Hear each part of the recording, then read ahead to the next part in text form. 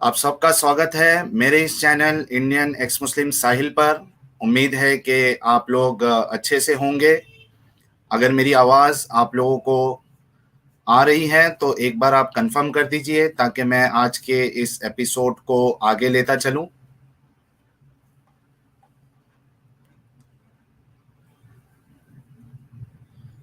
दोस्तों, अगर मेरी आवाज़ आ रही है तो आप लोग कमेंट में एक बार मेंशन कर दीजिए।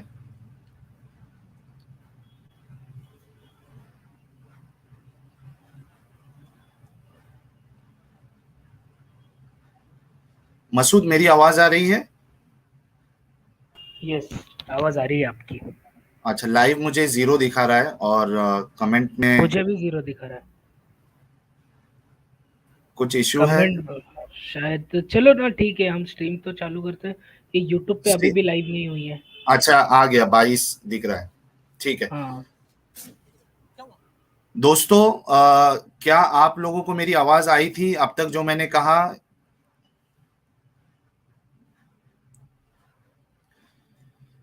एक बार चैट में कंफर्म कर दीजिए ताकि मैं इस स्ट्रीम को आगे लेता चलूं।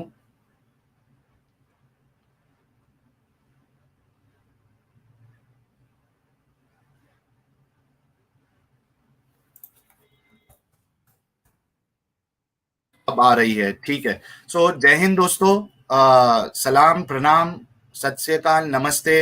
आप सबका स्वागत है मेरे इस चैनल इंडियन एक्स मुस्लिम साहिल पर। उम्मीद है कि आप लोग अच्छे से होंगे। कुछ टेक्निकल प्रॉब्लम की वजह से मेरी आवाज़ आप लोगों तक नहीं आ रही थी। एंड बहुत बहुत शुक्रिया कि आप लोगों ने कंफर्म किया कि अब आप लोगों को आवाज़ आ रही है। जितने लोग इस वीडियो को देख रहे हैं, आप सबसे रिक्वेस्ट है कि आप लोग वीडियो को लाइक कर दें, शेयर कर दें। आज बहुत ही खास मेहमान हमारे साथ है और जैसे कि आप लोग जानते हैं कि आज का जो एपिसोड है वो हमारा इस्लाम से इंसानियत तक एक मुल्हिद की कहानी। इस इसका एपिसोड नंबर 10 है। Thanks a lot everyone confirm करने के लिए। एक अपडेट आपको ये दे दूं कि चूंकि हमारे जो गेस्ट है और वो ऑलरेडी आ चुके हैं स्टूडियो में, वो इंग्लिश प्रीफर करते हैं, तो हम आज का जो स्ट्रीम है वो इंग्लिश में कंडक्ट करने वाले हैं ताकि जो हमारे इंटरनेशनल ऑडियंस है वो भी इस वीडियो को देख सके और समझ सके। हमारी ये कोशिश रहेगी कि हम इस स्ट्रीम को हिंदी में भी इसका कैप्शन ऐड करें। मेरे साथ आज चुलबुल जी भी रहेंगे स्ट्रीम में। मैं उनको स्टूडियो में ले लेता हूं क्योंकि आप लोगों को पता है मेरी इंग्लिश इतनी अच्छी नहीं है, तो जहां पे मैं अगर रुक जाऊं तो चुलबुल जी आएंगे और उस बात को कंटिन्यू करेंगे। चुलबुल जी को स्ट्रीम में ले लेता हूं मैं। चुलबुल जी, बहुत बहुत स्वागत है आपका। Thank you for inviting me for the stream, Sahil. Thanks a lot. Yep. कैसे Hello, हैं चुलबुल जी everyone. आप? Ji, bilkul badhiya. And I would like to introduce our special guest to everyone. Uh, Hello, everybody. This is another episode of Islam Se Insaniyat Tak. And today we have a very special guest with us all the way from Canada. Mr. Abdullah Samirji, he who has graciously accepted our invite to join us today and discuss his journey from Islam to humanity. And if time permits, he would also answer your questions. Over to you, Sahil. Yeah, thanks a lot, Chulbul ji. So, hello, Abdullah ji. Welcome to our channel Thank you. and this Thank you for episode. having me. Yes, it's nice to be Yeah, here. it's an honor for me that someone so special like you has accepted our invitation and given your precious time to us.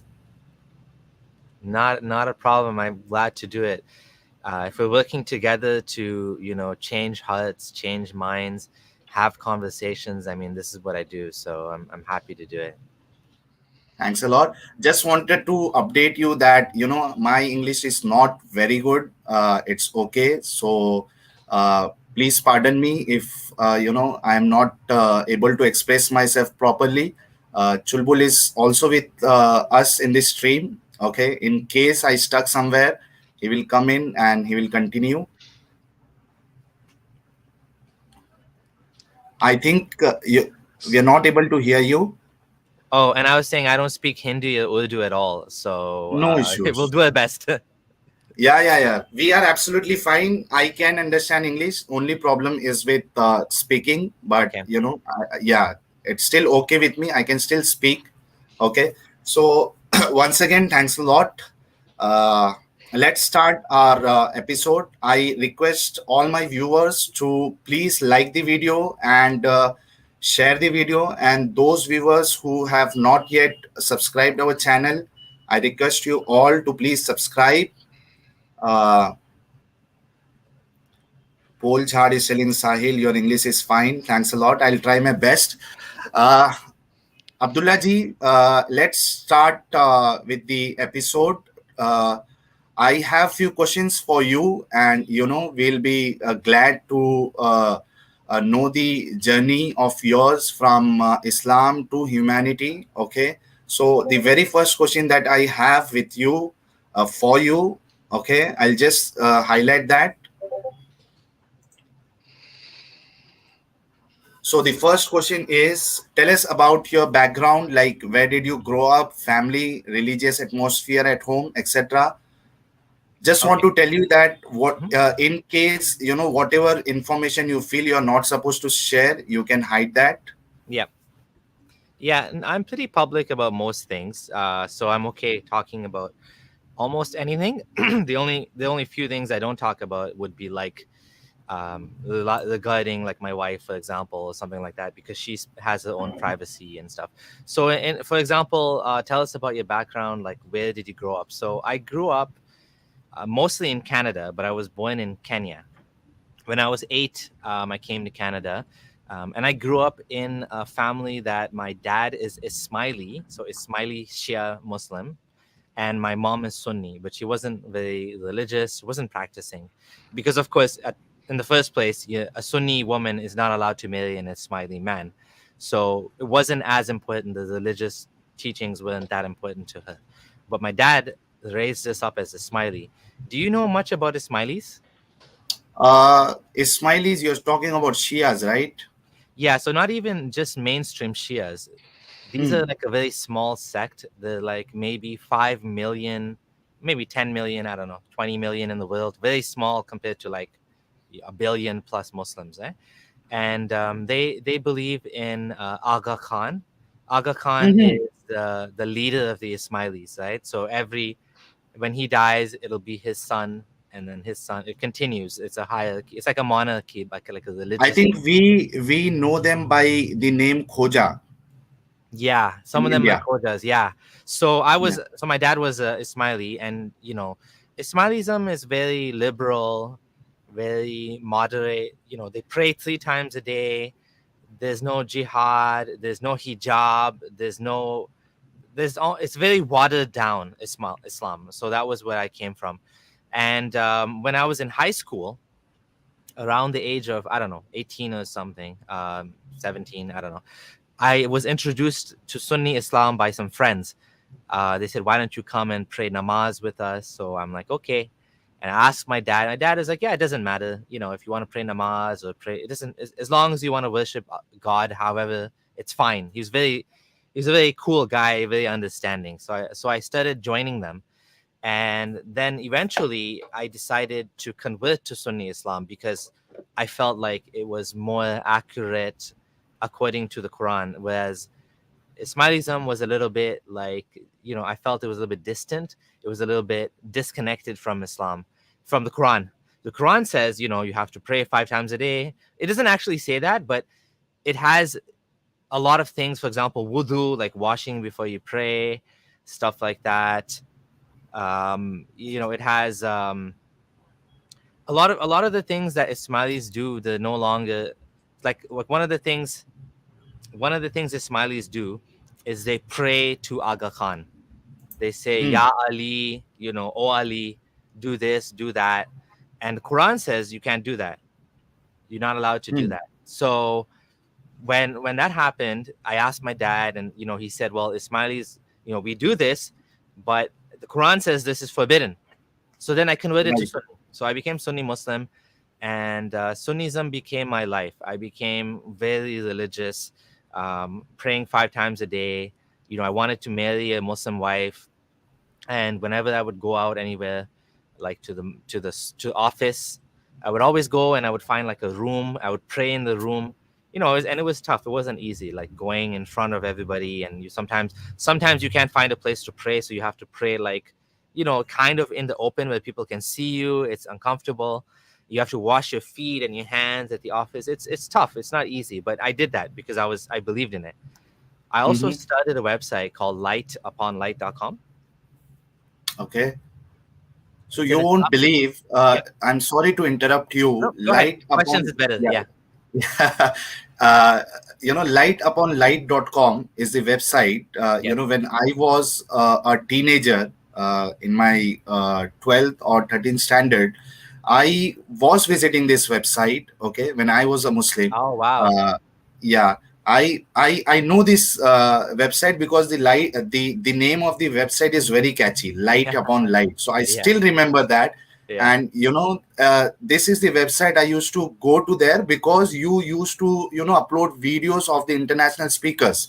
Yeah. We in Yeah. India, we used to listen only Zakir Naik, here. Yeah. But since I was very much interested in Islam, and I was more inclined toward this sect, Salafism. So Light Upon Light, I think the website has most of the scholars. I think almost all scholars were from the Salafi background. Okay, Yeah, so because yeah. halfway through, when I was just like, because I converted to Sunni, I was just like a generic Muslim. I didn't know Salafi, Sufi, whatever.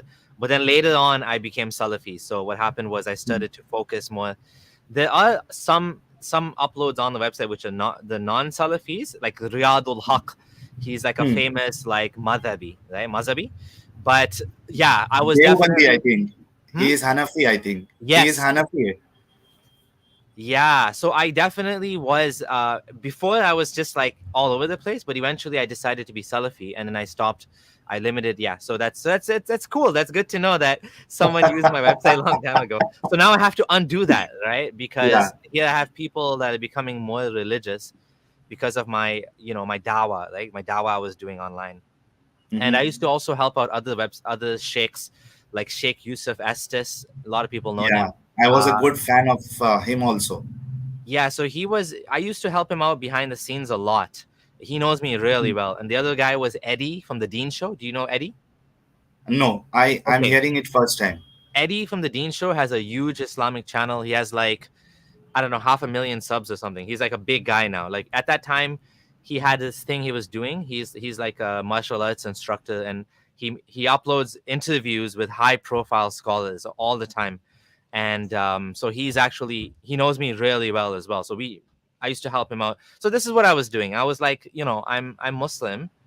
I want to um, I want to help other people to be Muslim too, because I want other people to go to Jannah, right? I want other Yeah. people to have goodness. Like I think Islam is good, so why would I want to keep that to myself, right? So what I did was I tried to help other people, right, to become more religious, because at the end of the day, all of us, I believed would have to face Allah, and we want to be on Right. Allah's good side, not his bad side, right? So Right. I try to make that change, and in my personal life as well. My younger brother converted as well because of me, and my family members like became more religious because of me.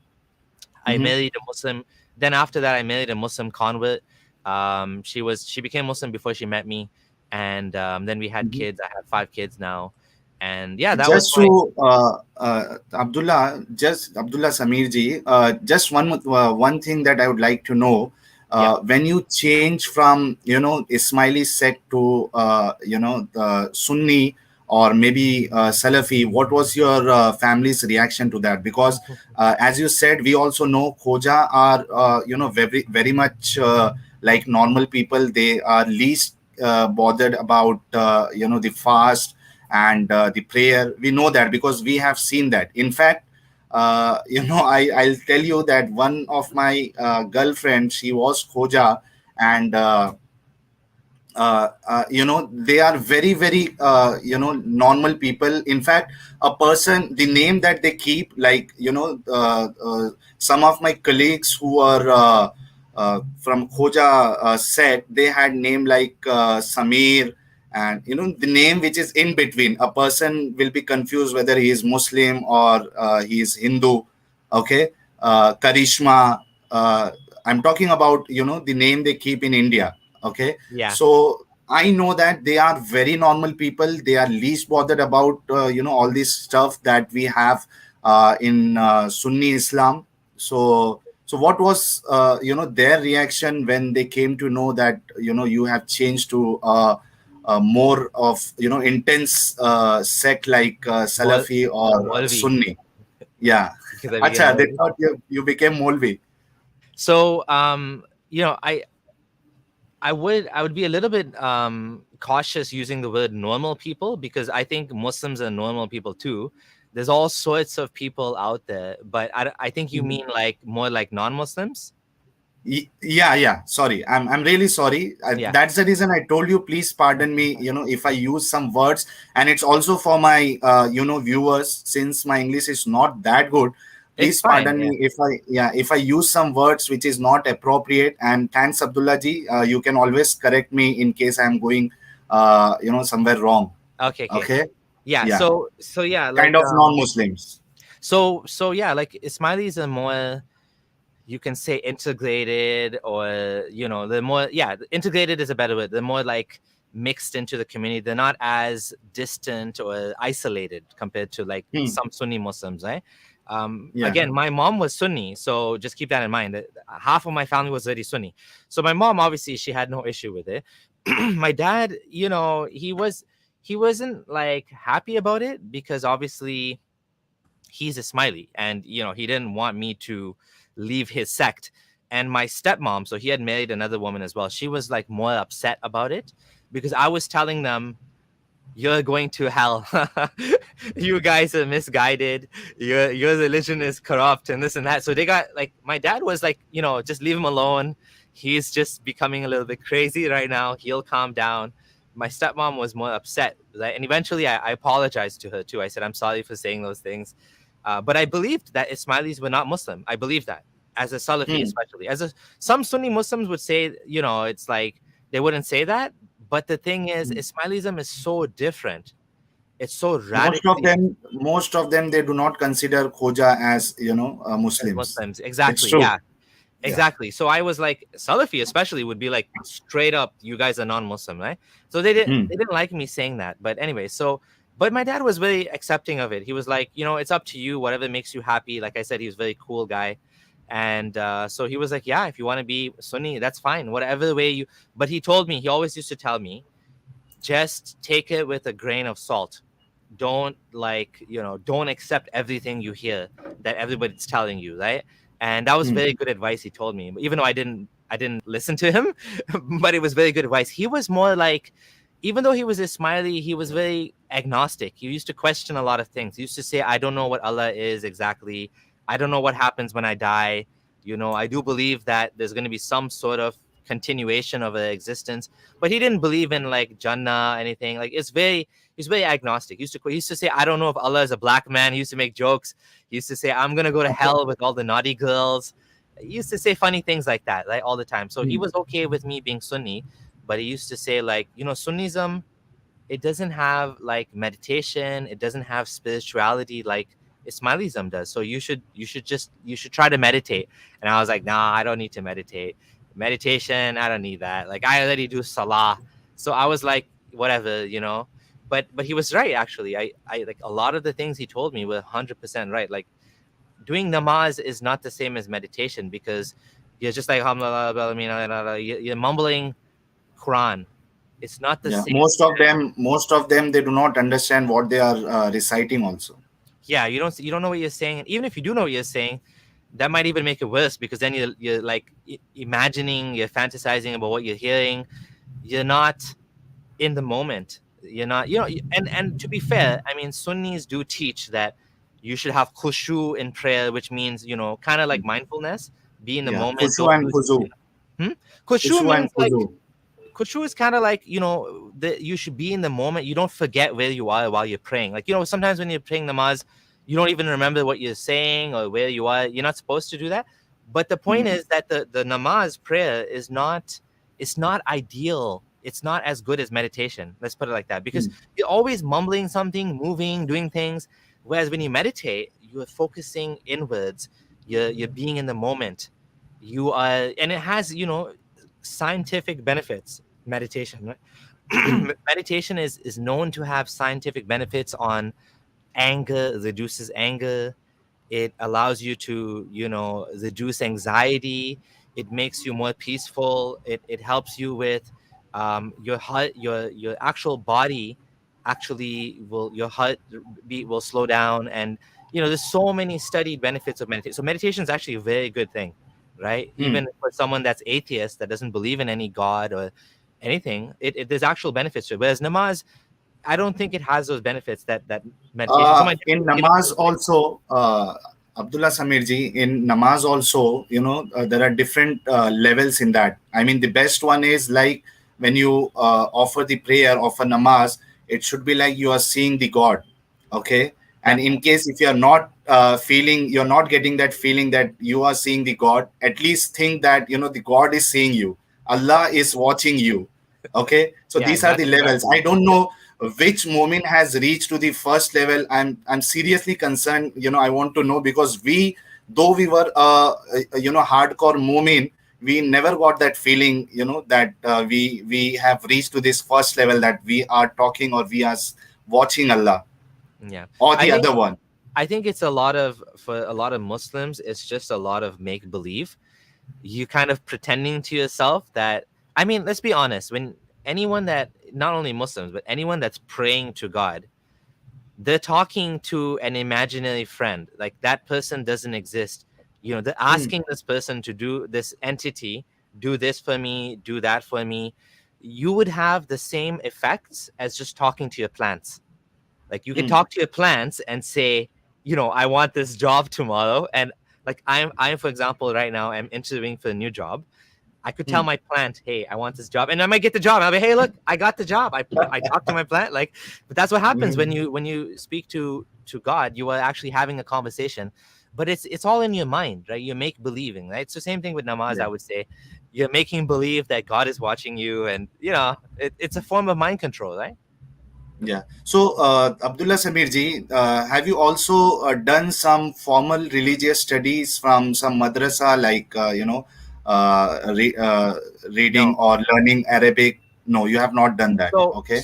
a lot of what I did was self-taught because I was in Canada, and I did actually attend some seminars. I don't know if you've heard of Al Maghrib. Al Maghrib is it's a I heard Salafi, that. yeah, it's a Salafi organization, Hmm. and I went to a lot of the classes on fiqh and salah, wudu, the fiqh of food and clothing, and with Yasir Qadi. I actually met Yasir Qadi multiple times. I did Islamic finance, but this was like kind of like it's university style seminars. It's not madrasa Mhm. style. It's not like like what you're thinking of from back home. Yeah, I like didn't do how that. we have 3-4 days workshops, especially for students, or when they have holidays in school, they keep these 3-4 days workshop to learn fake, or some or Yes. the other topic they decide, and they do this workshop, especially on iman and akida, because the Yeah. Salafis are more concerned about. We know that, right? How much concerned they are about Akida. They regard every Yeah. other firqa as gumrah and misguided sect. Yes. Yeah. So the religious studies that you got that time were from these kind of workshops, right? Yeah, and I also, like, I did attend like a lot of I was at masjids all the time. So whatever masjid had a program. So for example, I would sit down. like reading Quran was tough for me because I had to learn the Arabic on my own, and then I had help from friends in mosques and stuff like that. Um, yeah, Akida means, someone's asking what is Akida. Akida basically is Islamic dogma or ideology, like who is Allah, what is Allah's attributes, and stuff like that. Basically focusing on the dogma. Yeah, right. Yeah. So you can continue. Yeah, It was so difficult for you to yeah, I had to learn it on learn my the own, Arabic. right? Like I did a lot on my own because most kids, they learn to read Quran, Muslim kids, when they're like a kid, right? For me, I was like, like a grown up. I was 18, 19, and I was learning 20. I was learning on my own for the first time how to read, and it was tough, but I did it. I did eventually. I don't think I ever read the Quran in Arabic in full. I got maybe halfway through, but in English, Hmm. in my language, I understood. I read it multiple times, 2 or 3 times. I read all of Sahih Bukhari cover to cover, Hmm. Okay. multiple times. I Hmm. I used to listen to Islamic lectures like 24/7 on my, at the time it was like iPod or whatever, music device. I You used to had have Walkman. Walkman. Yes, I used to have cassettes. I Yeah. used to have a lot of things like Hamza Yusuf's Life of Muhammad. I studied that on my own through his audio tapes and stuff like that. That's I was kind of like self-taught basically. Yeah. Okay. So I think you have already answered the second question. Okay, which was any religious education part of it? We got the answer. Let's move to the third question that we have for you. Is does your family still follow faith, or are they ex-Muslims too? Okay, so that's I can't say that. I'm not answering that question, but what I will say is my brother is still religious Muslim. My younger brother, he, like, when I became Sunni, he followed me, but when I left Islam, he's married to a Muslim woman, and his in-laws are all Muslim, and he didn't want to talk to He's me still about it. Sunni, or he moved back to Ismaili No, sect? no, no, no, no. He's still like Hmm. Salafi, like Sunni, Hardcore Sunni. very religious, more religious than me. Like, I Hmm. mean, more religious. He became more religious than I was. So Hmm. he was like, at one point, his wife was wearing niqab. I don't think she does now, but anyways, the point is, he didn't want to discuss with me when I left Islam, and he said, you're being a nuisance, and I don't want to discuss. You can go talk to the imam. So he wanted me Hmm. to talk to the imam, but he didn't want to talk to The me about it. standard So dialogue. yeah, so I did talk to so my immediate family, meaning my wife and kids. I don't want to talk about that, but like I will tell you that I did do what my brother said, which is I went to talk to a bunch of imams. I Hmm. spoke to one guy that's a Sufi imam, just to see if maybe I was wrong about being Salafi. Maybe Sufi would help me. Nope, didn't help. I talked to one of the Al Maghrib professors on the phone for a couple of hours. I spoke to a guy that teaches Islam in university in the US. So like a professor of Islam. I spoke to basically so many people, right? I spoke to a lot of friends as well, religious friends, and nobody was able to solve the problems with Islam that I had, right? So basically, that's what happened. But yeah, in So terms of, one thing, yep, go ahead. Abdullah Samirji, one thing I like to add is that when someone wants to accept Islam, they are least bothered, for this guy that he should go to his scholars and check, first that what is the problem with their religion, and then he can, take the decision. They are just like you. You don't have to read the entire Quran, Hadith, and all that. You have to just accept Islam, okay? But when it is vice versa, if someone is leaving Islam, they want you to learn everything. They want you to connect with your scholar first. They want you to do all sort of thing, try to take clarification for all the doubts you have. So I think this is a double standard which I am seeing mostly in Muslims. What is your Yeah, take on this? yeah, for sure. Yeah, I don't know if it's more with Muslims or if it happens with other communities too. But for sure, Muslims do this, right? And yeah, like basically, you are 100% right. When you leave Islam, the expectations are that you are even if you were a scholar, they would not accept it. Even if you spoke Arabic, I have lots of friends that speak Arabic and left Islam, Mm. and it still Yeah. makes no difference. I have lots of friends that have memorized the Quran and speak Arabic, and Mm. still it's not enough for them. It's never considered enough. So Mm. you're totally right on that. Right. And one more thing, when someone leaves Islam, the family member are like, we have lost something and he'll go to hell and all sort of drama they do. But, they don't think about the person who has accepted Islam, that their family member also follows some religion, and, they will also feel hurt when someone leaves that religion and come to Islam. They never Yeah. think about them. But when Yes. someone leaves Islam, they are like, yeah, it's something on a different level, Yeah. which I'm not seeing this in other religion. The other people are more like, ठीक है, it's fine if you feel that that is correct, you can follow that. But that is not the case with Islam. They'll stop talking to you, they will do social boycott, and there is a security threat also for you. Yeah, so I'm always nervous to speak about other religious communities because I was not part of other religious communities. But I will tell you that I have spoken to ex-Mormons. Mormon is one of the like Christian sects, and ex-Jehovah's Witnesses on my YouTube channel, and both of them had similar experiences. Both women, with shunning, with being kicked out of the family. Um, some of them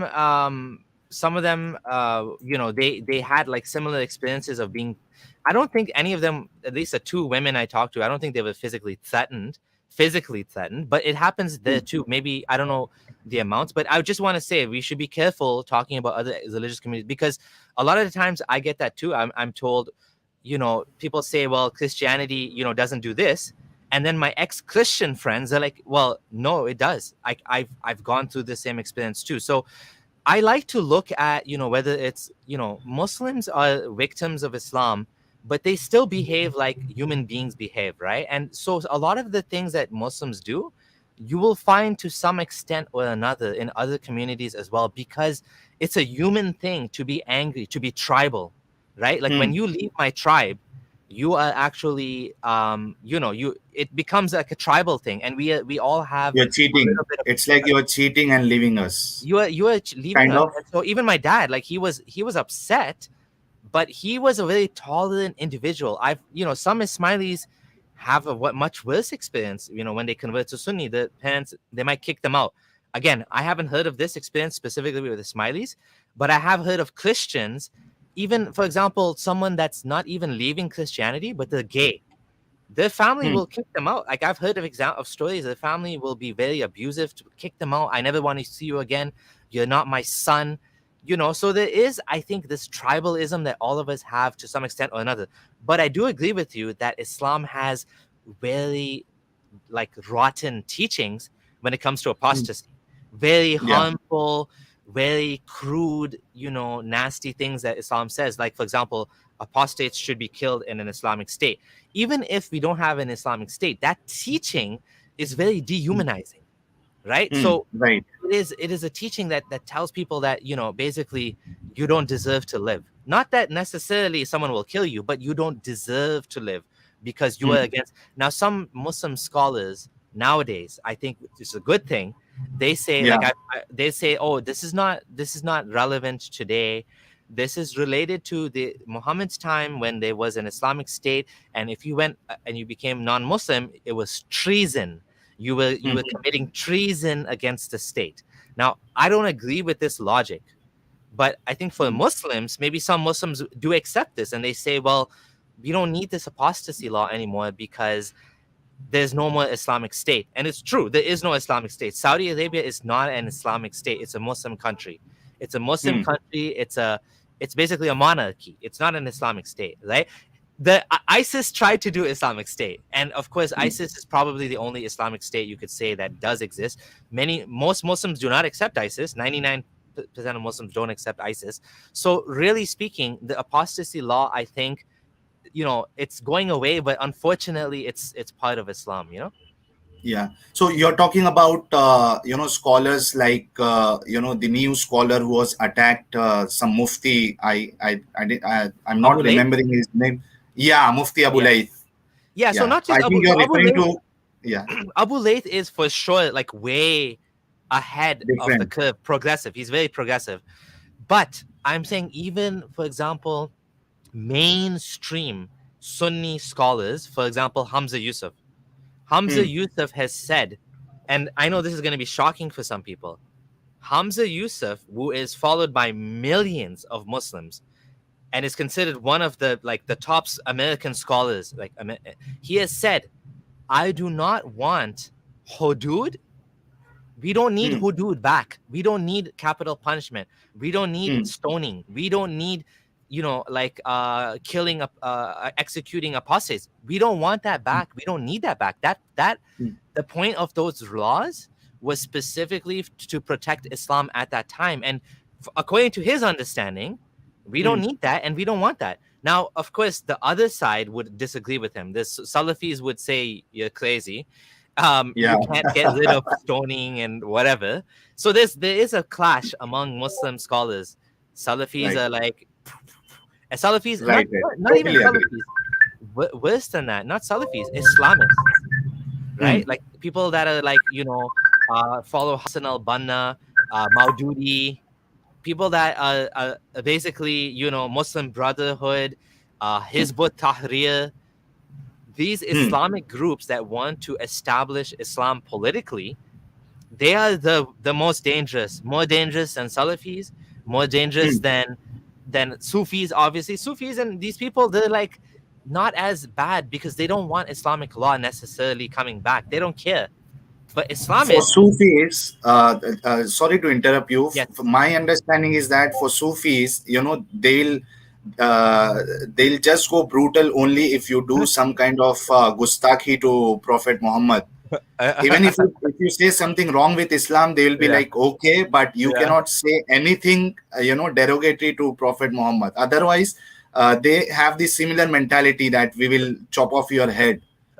So You agree I with have me? to, yeah, I have to be honest. I as a disclaimer, my experiences of Islam are very Western. Just keep that in mind. I forgot to mention that because in your in your country, you might have a very different experience with Muslims, and in obviously in Pakistan, where the majority, it's very different than in Canada.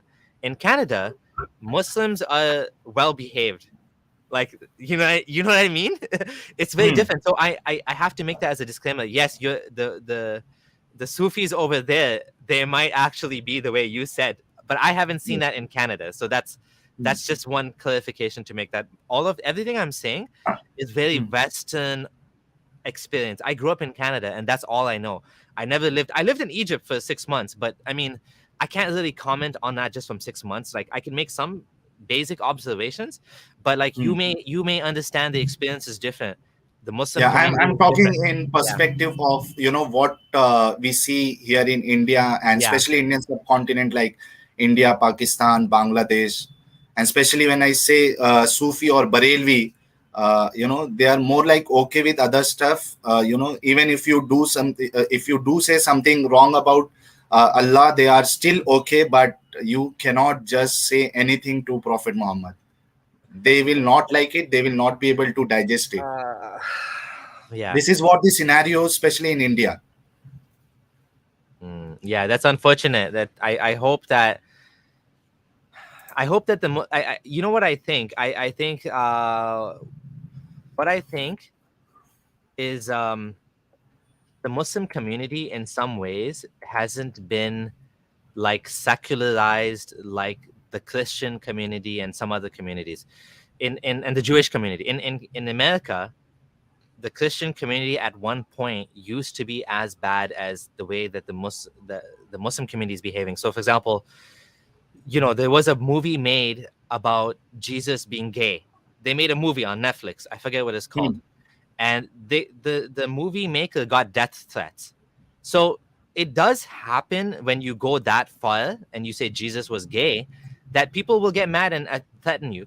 But like if you went back 100 years ago, like they could never even make a movie like that, because they would have been killed, or they would have gone to jail maybe. So the Christian and Jewish community in North America has become secularized, has become tamed, and they are actually more tolerant, which is a good thing. We need tolerance. We need a little bit more tolerance in the Muslim community. Muslims need to be able to accept that your God, your religion has been, I mean, criticized from even before Muhammad was born. Like if you look at the Quran says that Noah was, made fun of for 970 years. He Right. lived 1,000 years, right? This guy. So if he lived 1,000 years and he was being mocked and he was peaceful, I mean, you can be peaceful and you can show people a good side of Islam, which is tolerance. Yeah, okay. People are gonna mock Muhammad. So what? How does that hurt you? I mean, it might hurt you emotionally, but how does it hurt Muhammad? It doesn't hurt. He's dead. He's gone. It doesn't hurt him. Supposedly he's with Allah and Jannah. He sees Allah. He's like, who cares? Like, he's not getting hurt by like they say, the dog barking doesn't hurt the moon or whatever, the sun. The sun doesn't get less bright. So Muslims need to talk, and people like Abu Layth, they are promoting this Islamic approach of tolerance, of like, apostates will be apostates. Just leave ex-Muslims alone. He has a video. He says, leave ex-Muslims alone. Just leave them alone. Like, let them do what they do. They're not affecting us. You want to be Muslim, you be Muslim. You don't want to be Muslim, you don't be Muslim. That's everyone. La ikraha fi din. There's no compulsion in religion. The Quran does say that. So you can. But the Quran also says that the only deen which Allah will accept is Islam. Yeah, so you can pick and choose, because at the end of the day, it's all man-made. So we want to pick and choose. We want to encourage and promote the scholars that pick and choose the good things, right? Yeah, Of course, you're right that the Quran says that inna deen inda Allahi Islam, the only deen, but that's more like religious, religiously the only thing that will be accepted from God is Islam. But worse than that is not that. Like the worst comments in the Quran are things like, لِيُظْهِرَهُ عَلَى الدِّينِ كُلِّ وَلَوْ كَرِهَ الْكَافِرُونَ, that Allah will establish his deen over all other ways of life, even if the disbelievers hate it, or if the mushrikun, the polytheists, detest it, or whatever, right? There's some terms like that in the Quran. So there is a lot of, that sort of sentiment in the Quran as well, which is violent, especially Surah 9, right? Surah Bara. Surah Tawbah. Surah Tawbah or Surah Bara is like the most kind of violent, aggressive verses in the Quran. So for sure it has that section as well, right? So it depends on the scholars how they interpret it, and that's basically will determine how the Muslim community will go, because Muslim community, the Sunni community, is very much based on the scholars, right? So possibly when we think in this way that if you do not have option, you do not have majority, you do not have power, you will be preaching things like la ikraha fid din, there is no compulsion in religion, lakum dinukum waliya din, for you your religion, for me my religion, or the way. Okay, but when you come in power, when you have the majority, then you start behaving like what Muslims were, and what is shown in Surah Tawbah. If I may, Go ahead. I'm sorry. What just Sahil said. You earlier mentioned that the Muslims in Canada are generally very tolerant. Now, bonus question for you. So, do you think it may be because of the number, what Sahil just said, because we see their intolerance increasing in other parts of the world too, including West. I would like to mention the stabbing of Hatun Tash, unfortunately. Yeah. So okay. So Hatun Tash thing is a little bit complicated, I think, because that is, that's, I don't want to blame her for what she's doing. She has every right to speak, to drill holes in the Quran, to say your prophet is, I'm not going to repeat it because I don't want you to get YouTube strike or something. Your prophet is, and then a lot of like very aggressive language about Muhammad, right? Like Yeah. And again, I can't even say it because you will get like a YouTube strike if I say it. Yeah. So So our policy is that we don't believe in disrespecting, any religion or personalities. We yeah, just criticize in a, good yeah, way, so that even if Muslims are hearing us, they should not feel, yeah, yeah. something that bad level, I think. So so it's a tough question what you're saying. What I think is, okay, put your question another way. The Muslims here, okay, if they were the majority, what would they do? If you want to ask it that way, I think I can answer that way better. Yeah. I think some of the Muslims have a lot of cognitive dissonance about Sharia law.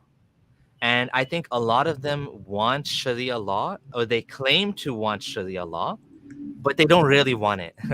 Okay, let me tell you a They story. don't want it for themselves. They want it for others. So like, because a lot of Muslims include, I was shocked to find out that like a lot of, when I was Sunni, some of my friends with big beards would be watching a lot of movies that I thought were like, like Toba Toba, you shouldn't be watching that. And I was like, they enjoy this like lifestyle of like being religious at the mosque, big beard, and at the same time they're watching naughty movies on Netflix and whatever, right? So like, I think this is a big thing in the Muslim community here. But like, some of them for sure, the Islamists, I think I would not trust them. I would not trust Hizb ut-Tahrir. I used to have a friend that I was debating. His name is Mazin Abdul Azim. He's one of the amirs of Hizb ut-Tahrir here in Canada. Like, I'm pretty sure he would have me killed if he could. Like, straight up. He wants to reestablish Islamic State. His entire thing in life is, I want the Islamic State to come back. Of course, they don't like ISIS. Don't ask me why they don't like ISIS. They have their reasons. I don't know why, but there's some different ideological difference they have with ISIS. But they want to bring back Islamic State, and if they do, they would have people like me probably killed. So there are people like that in the Muslim community because of Islam. They are, they will implement Islam the way Islam says. But I think a lot of people as well are like the people that went to ISIS. There was a Japanese guy. So there's a beautiful book by his name is Graham Wood. It's called The Way of Strangers. And he's an Mhm. award-winning Atlantic journalist who went to, basically, he went to Pakistan, he went to Turkey, and he went to Syria, I think, and he interviewed jihadis. And what he did was he really got into their heads, right? And he talks about this one guy that I think he interviewed him who was Japanese. He's a Japanese. There was a bunch of Japanese Muslims that joined ISIS, and when they got there, they realized that, oh shit, what have I done? Like, like It's where strange did to hear that Japanese, joining ISIS. yeah, okay. So this is the problem with Islam, is that it has things in it that good people can become poisoned and they can become bad people because of Islam. Because the guy, one of the top leaders of ISIS, his name is John Georgalis. He converted, he became Yahya al-Burimi, right? And he was a white guy in America, Christian. In the middle, he had no Muslims even living around him. And he became one of the top guys in ISIS. He learned Arabic. I don't know if he memorized the Quran or not, but he became like this evil, vicious, nasty example of a human being that's like chopping off people's heads, that's promoting this terrorist state, right?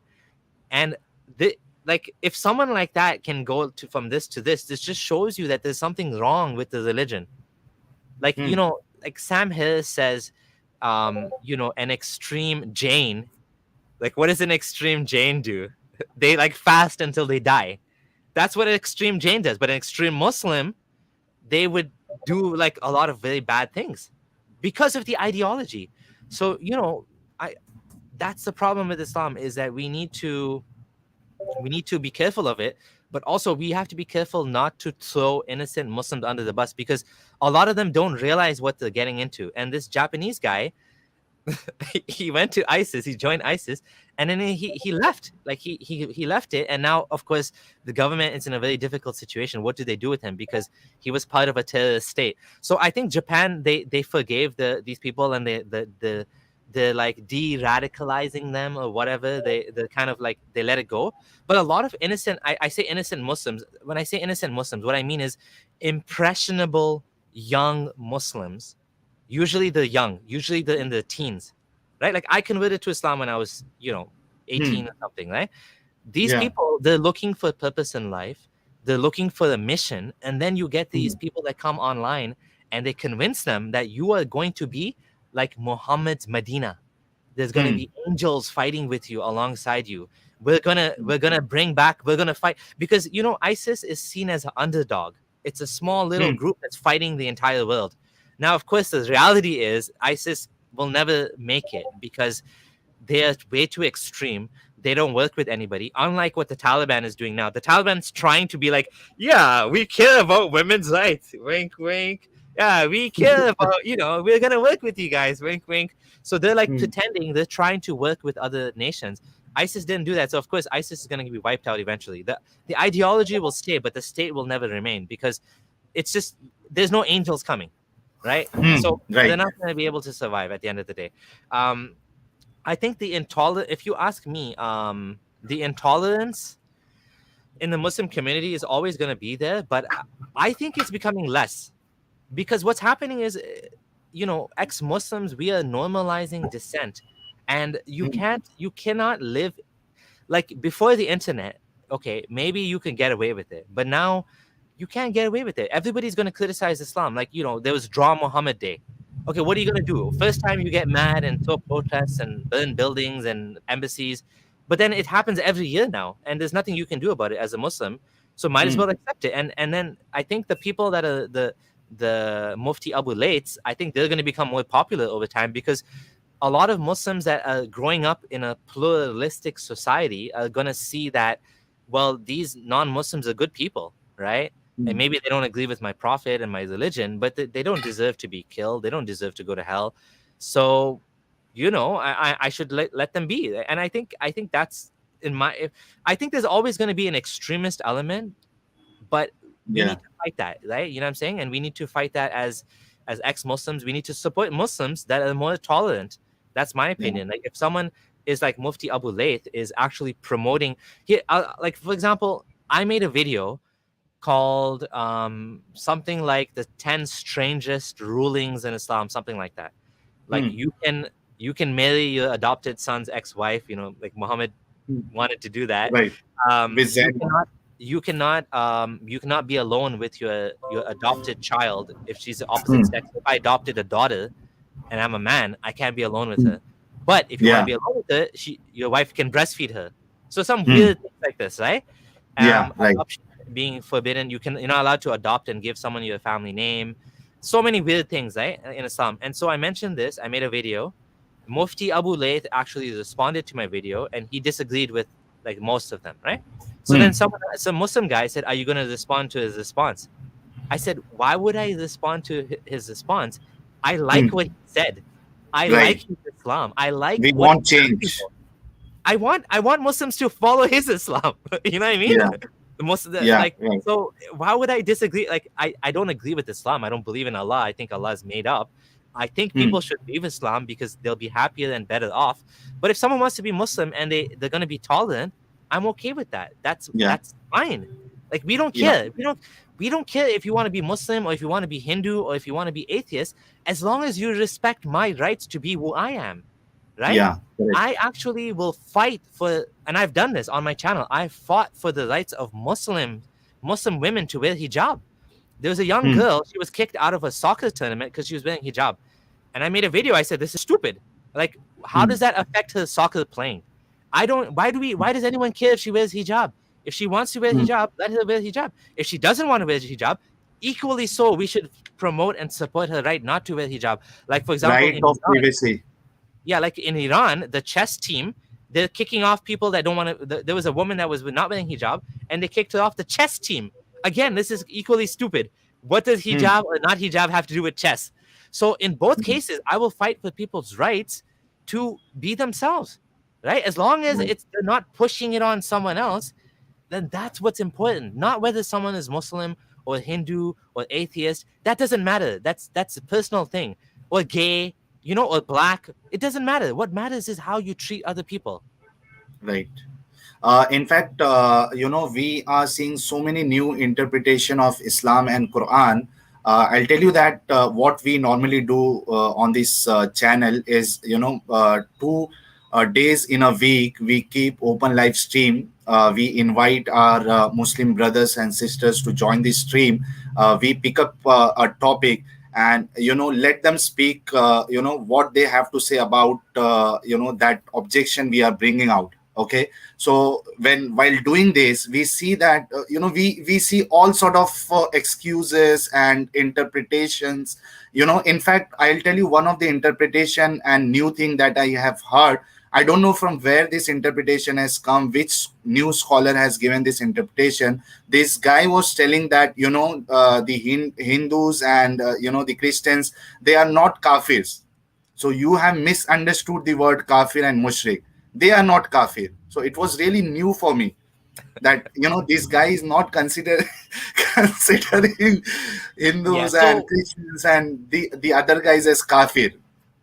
yeah, so there is a mainstream sort of version of what you just said. Hamza Yusuf has said something to this effect, but I think it's very dishonest, obviously, because basically what these people say is that a kafir is not someone that is not a Muslim, but is someone that knowingly Yeah, knows right. Allah is real and rejects Hmm. him. But yeah, Yeah. these people, I mean, people that like, unless it's like a mainstream opinion, like for example, Hmm. Quranists, I don't really bother talking to Quranists because I don't care. Like again, it's like Mufti Lay. It's like your version of Islam is so weird. It Hmm. doesn't make any sense. Like I don't really care what you believe. You just do what you want. Like I'm not talking to you. I'm talking to Sunni Muslims. I want to talk to Sunni Muslims who believe in Hadith, not Yeah. Quranists that like, or people that like pick and choose which Hadith they want to follow that based Hmm. on what it says, not based on the rules of transmission.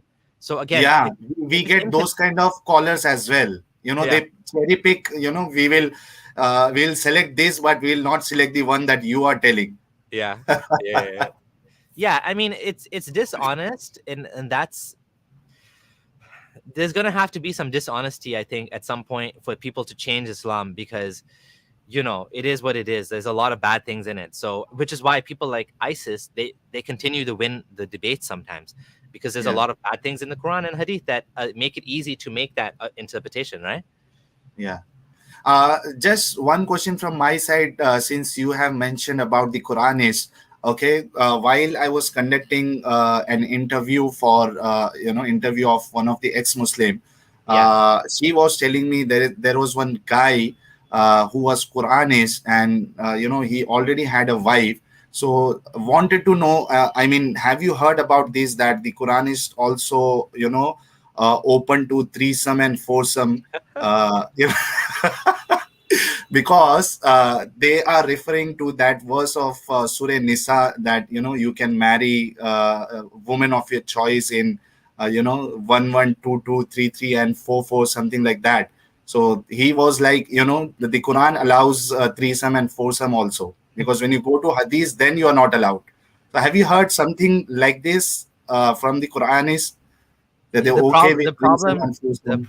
the problem with the Quran, the problem with being a Quranist is there's no context to anything.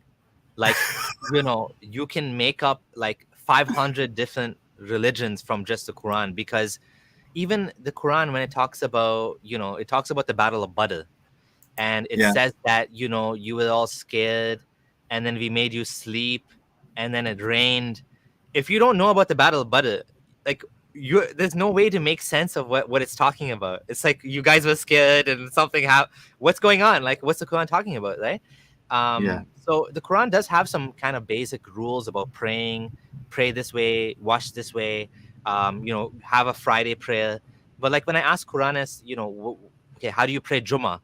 Like there's no rules, there's no there's no context. It's just like Methods. Yeah. there's no method. Like, what do? You sit together and you like sing a song? Like, what does it mean?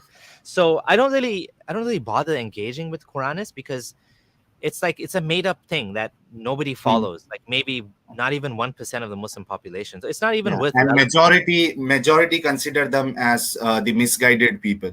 I mean, once you get rid of Sunni hadith, you are like basically I don't even know what you believe anymore. So like there's no point talking. You can just believe what you want. At this point you're not even I don't want to say you're not Muslim, but you are like a very strange type of Muslim. So there's no point engaging because my point is I want to engage with people that were like me. And I Right. understand, I understand that. I don't understand Quranism because to me it's stupid. So why would I talk to people like that, you know? Right, right. I totally agree with you. Before we move to the next question, which is already on, just let me take one super chat. NN Mhm. Paul 40 rupees का contribution. Thanks a lot, NN Paul जी. मुझे भी join होना है. मेरे अनुभव मुझे बताना है. NN Paul जी, आप इंटरव्यू खत्म होने के बाद, if time permits, we'll open the call if Abdullah Samir ji is okay with that. So आप रुके रहिए थोड़ा.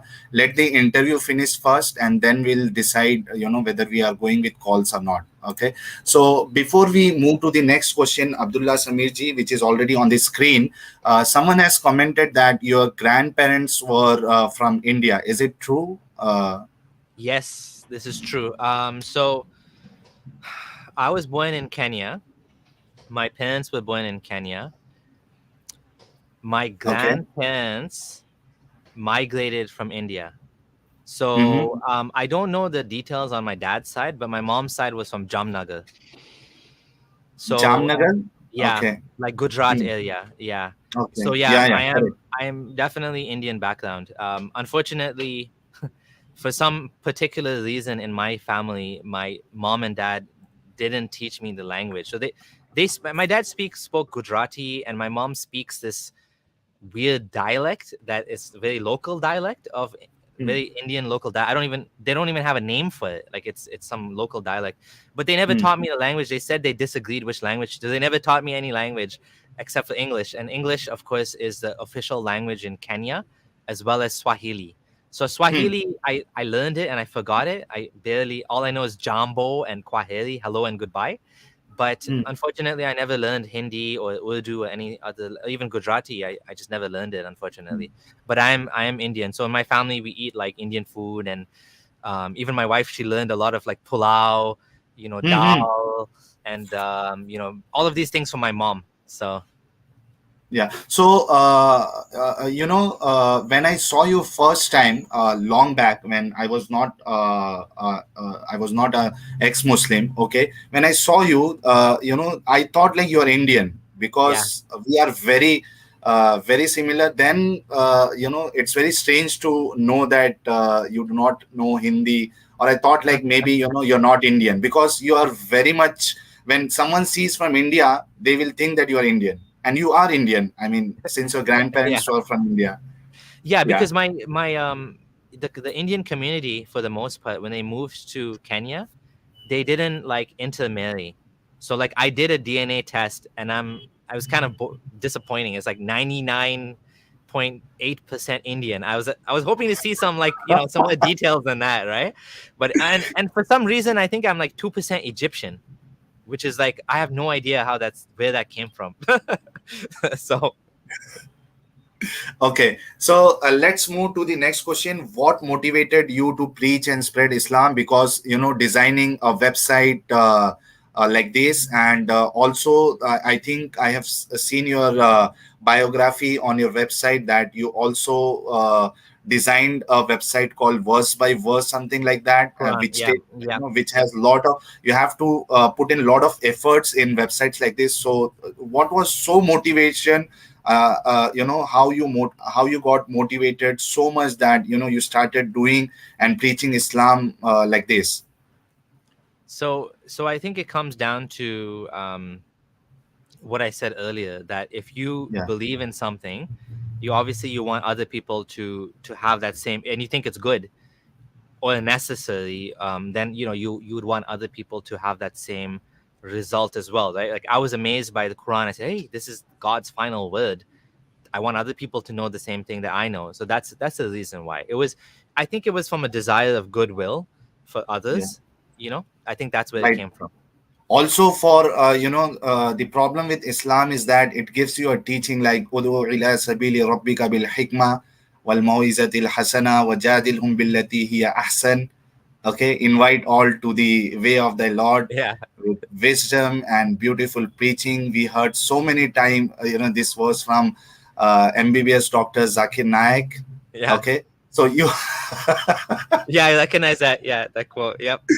yeah, so you get that feeling you are fed with these kind of things, that if you have accepted the truth or the truth, it's your duty that you have to spread it to the others in order to save them from the hellfire, because in your mind you think that Islam is the only religion which is correct, which is from the Almighty God, and the all other religions are man-made. So you have that feeling, and most of the Muslims, they do the same thing wherever they go. Maybe they are traveling, or they are going somewhere. In fact, I'll say, even if they are going to watch some movie, if they get chance to speak to the other guy, they will start inviting people to Islam. Yeah, yeah. I Yeah. think that was the reason. Yeah. Okay, so let's move to the next question, the important one. What were some of the reasons that made you question your belief? Yeah, it's crazy. We've been talking for an hour. We didn't get to that yet. Yeah, we have not Um, started, so the real game will start now. so I think what happened was this. I was so the first thing that happened was, believe it or not, there was a friend that had a mutual friend, and this Muslim friend, posted something about, I don't know, I don't even remember what he posted, but one of his friends said, yeah, but Islam is false. The Quran just copied the story from, the Jewish mythology or something like that, right? And I was like, huh? I said, oh, come on, this easy problem to solve. I said, let me talk to him. So I messaged the guy. He was a white guy, and he told me, I almost became Muslim, but then I found out about this, so I didn't become Muslim. I'm like, all right, this is very interesting. I want to talk to this guy, and I can bring him to Islam. Like, yeah, I'm gonna do some dawah. And what I did was I started talking to him. And I said, okay, tell me what you're talking about. And he said, the stories in the Quran are copied from Jewish mythology. I said, yeah, but obviously, like, Moses was a prophet, Abraham was a prophet. These stories, they've been Hmm. passed on from generation. It's all from God, right? He's like, yeah, Yeah. but hold on a second. He said, do you know that these stories, they appear in the Jewish Talmud?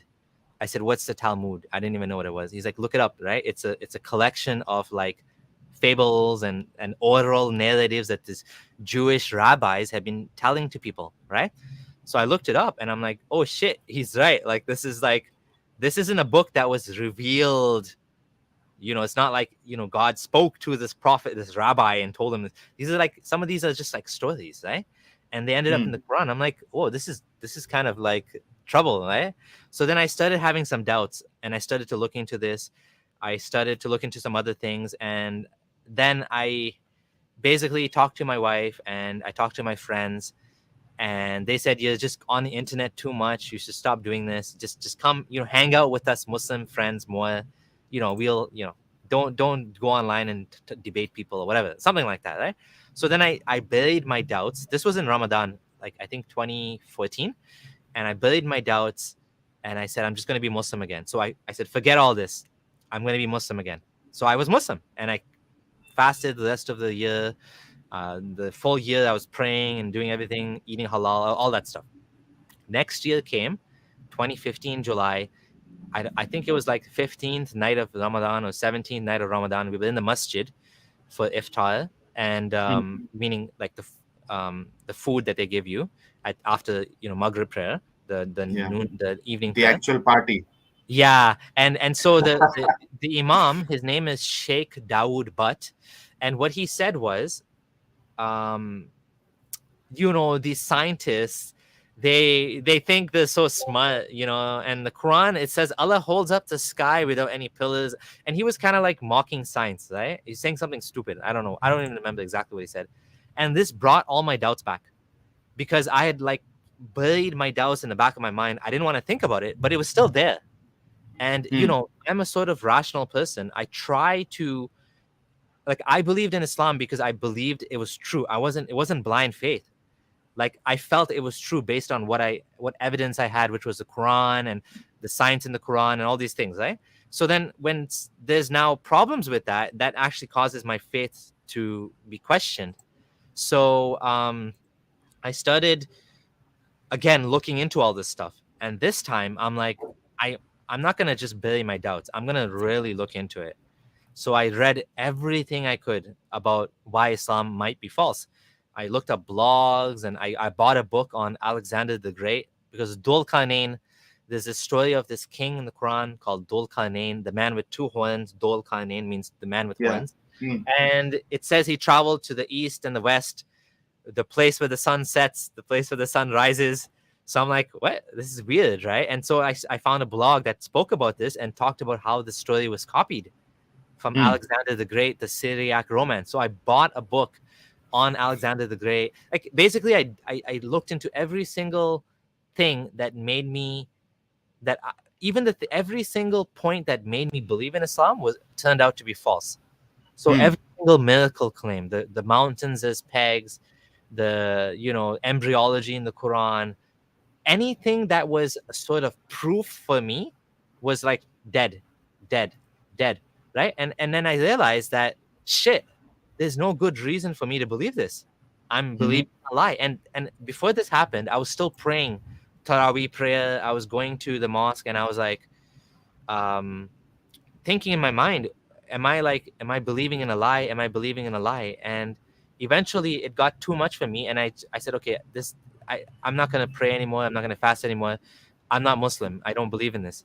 And that's when I started to really engage with Muslims. So I started to post things on my Facebook saying, like, this stuff doesn't make sense, right? This stuff is, like this and that, different things. And some people were like, what's going on with you? Are you doing a social experiment? Like, is this a joke? Like, why are you posting all these things? And I'm like, no. I actually am wondering about these things myself. And then people are like, oh, no, you shouldn't post these things. You're causing fitna in the community. This and that. And so then they're like, you shouldn't do this, right? You should actually be privately talking to a scholar, not posting this online, right? So then I said, okay, let me talk to some scholars. So I did that. And then even one of my friends, he told me I almost became atheist, and then I became Muslim again. And so he's like, let's talk. I said, oh, this is amazing, because you know that talking to Maulvis and Imams, they don't know anything. They don't know about these issues. They don't know Alexander the Great Syriac romance. They don't know about the Galenic medicine that Muhammad copied from. They don't know any of this stuff. People that know about this stuff are like the people like Hamza Soetis that are debating with atheists. The Imam at the mosque doesn't know anything. All he knows is what he's taught in the school that he went to, in the madrasa, and that's all he's preaching. He's useless. You go to him, he won't be able to say anything, right? And Muslims don't realize this when they tell you talk to the Imam. Imam doesn't know anything. The people that know anything are like experts in like debating and stuff. So, but anyways, this guy, he was a friend of mine, and he almost became atheist, so he knew some of this stuff. I went to his house. I deleted all my posts, and then I asked him about all of my doubts. I asked him about Muhammad, the things he did, and this and that. And so some of the things he was like, okay, this is my explanation. Some of the things he was like, I don't have an explanation for this, but I'm still going to believe in Islam. I'm going to take a leap of faith. And I said, why? He's like, because if it's wrong, then I'm going to go to hell. If it's right, then nothing happens. I just die. So basically, this is called Pascal's wager, as you probably know. It's basically, it's a very silly reason to believe in something, because you're basically saying, I'm believing just in case, right? Which doesn't really make sense. Like, you're going to live your whole life according to a lie just in case. Like, it doesn't make any sense, right? So at the end of it, I wasn't convinced, and so I started posting again. Then similar thing happened. One of my friends, who is now like an imam, he said, come meet me at the mosque. Someone told him I was posting all these things, and so I went to him. This guy was a little bit like of a snake. He was, even though he was a friend of mine and he'd been to my house, he'd eaten food with us, and he actually I actually trusted him, but he was a bit of a snake. When I went to him, he was asking me like what you call loaded questions. Did you ever feel peace in your prayer? Did you ever enjoy fasting? He was asking me questions and making notes so that later on he can go and post on Facebook, hey, this guy, he doesn't like fasting. Hey, this guy, he doesn't like so this is what he was doing. I didn't know this, right? But this is what happened. He wanted to he wanted to show people that since you're not interested in praying and keeping fast, you're getting rid of Islam in the name of these doubts.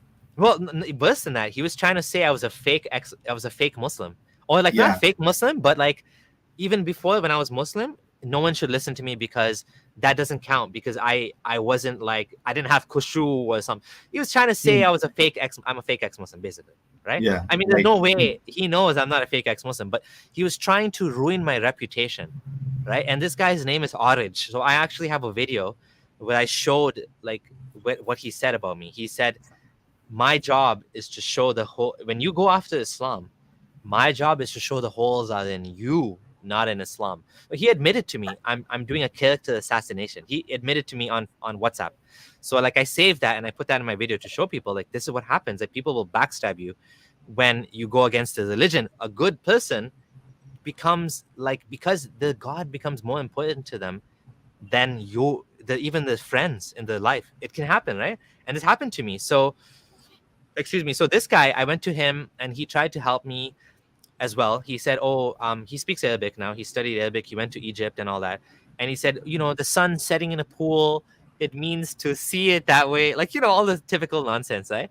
And I said, okay, but why would Allah, use language like that, knowing that 1,000 years later, people would think it means the sun's going into the pool? And it's worse than that.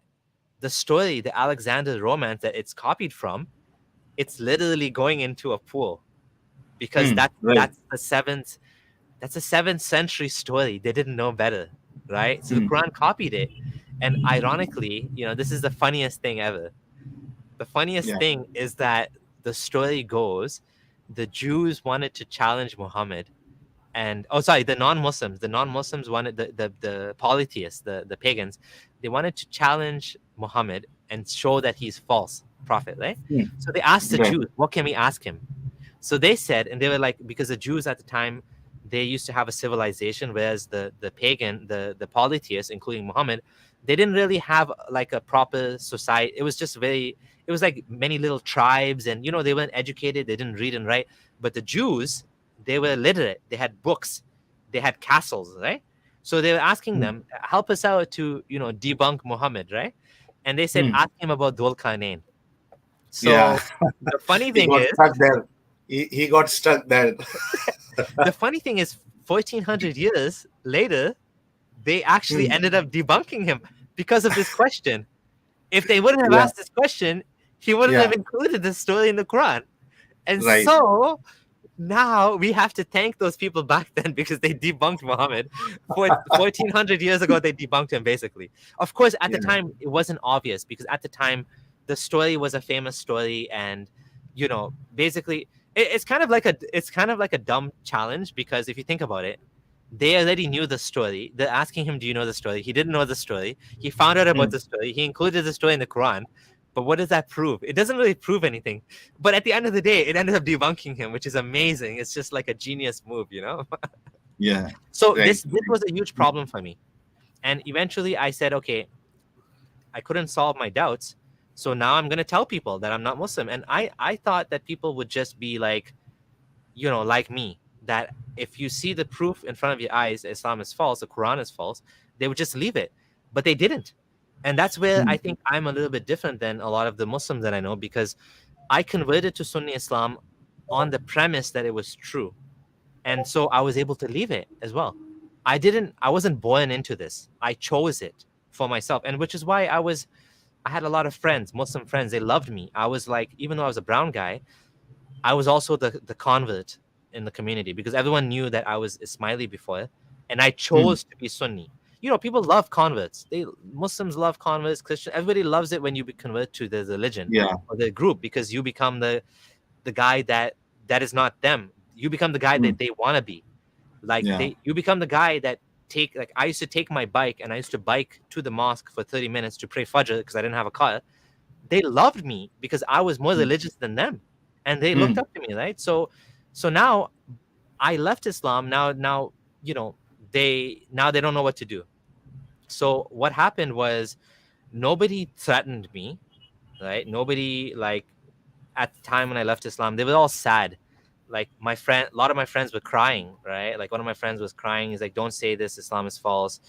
You know, don't say Muhammad is not true." And my sister-in-law was crying as well. My auntie was crying as well.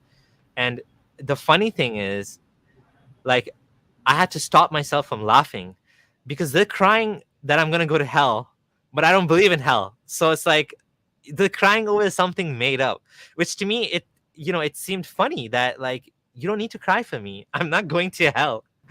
There's no hell. Thankfully my mom, she's not like that.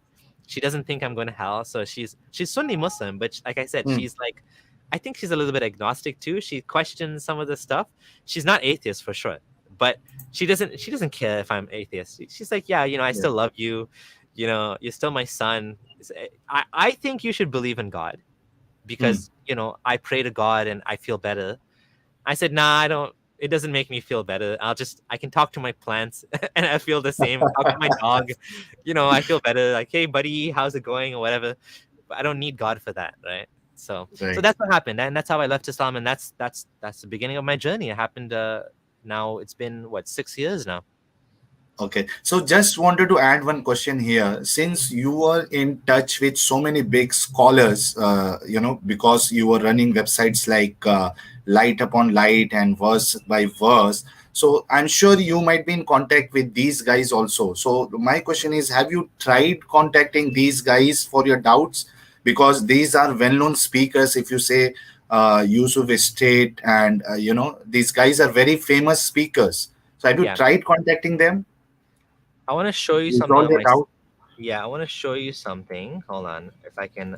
Okay, so I mean, maybe this is gonna change, but there's been an unfortunate pattern here, which I want to show you, which is that people are avoiding to talk to us ex-Muslims. So if you can show my screen. Yeah. This has been my experience. So this is on my blog, right? So my experience has been this since I basically have been trying. Every single time I've tried to reach out and contact someone, for example, Shabir Ali. I emailed Shabir Ali, right? Even he is a famous speaker. And I spoke to him before I left Islam. I actually spoke to his son. So anyways, I'm not going to read this full list, but you can see it's a very long list, right?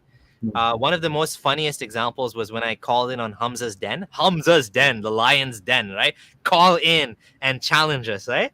They kicked me out of the stream, and by mistake they put the super chat on the screen.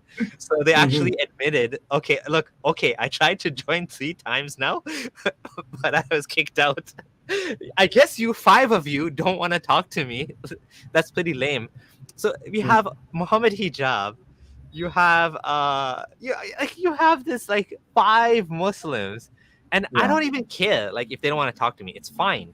But if the only reason I called in was because someone asked me to call in. A Muslim guy said, "Why don't you call in? They like taking callers." I'm like, I don't know, man. I don't think they're gonna take me. And of course, they didn't, right? And of course, there's a couple of people we talked to. A very small list. You can see a very small list of Muslims. The major list is very big, and people don't want to talk to us. Either Abdullah Gondal or I. We've tried multiple times, but it just doesn't happen. Have you not received any response from them on email? So Yusuf Estes ignored me completely. Shabir Ali, he replied to me when I sent him a long email from his son sent an email. Someone I know knows Shabir Ali. and his son. So he emailed his son, and his son forwarded my email to Shabir Ali saying, here's a list of my doubts and my problems I have with Islam. This was like when I was back in 2015.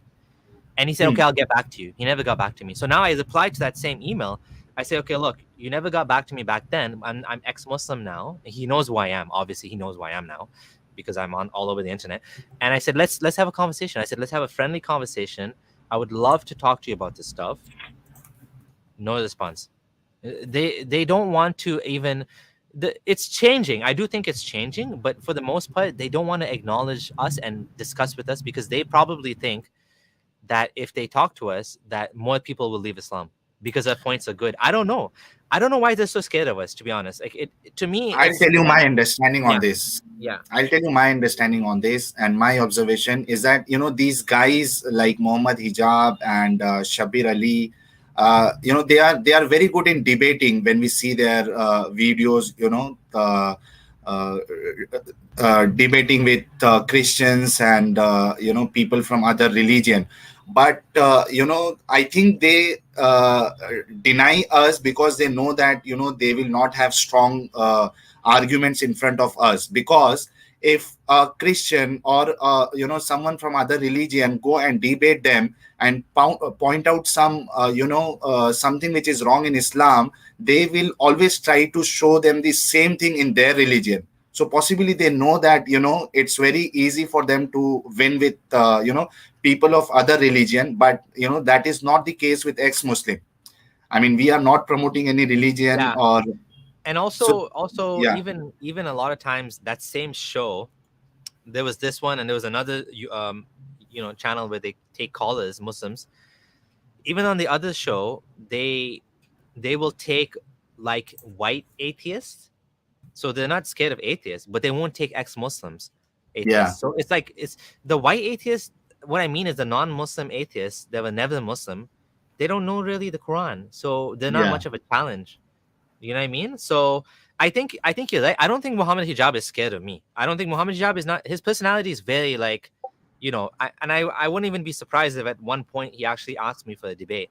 I think at this point there's no point because he doesn't want to bring more attention to me. But I don't think he's scared of me. He's not that type of person that he's scared. Ali Dawa is scared of me, which is a joke. Mm. Which he's such a joke. He's such a joke. I ran into him. He's one It's of the very first guys. irritating.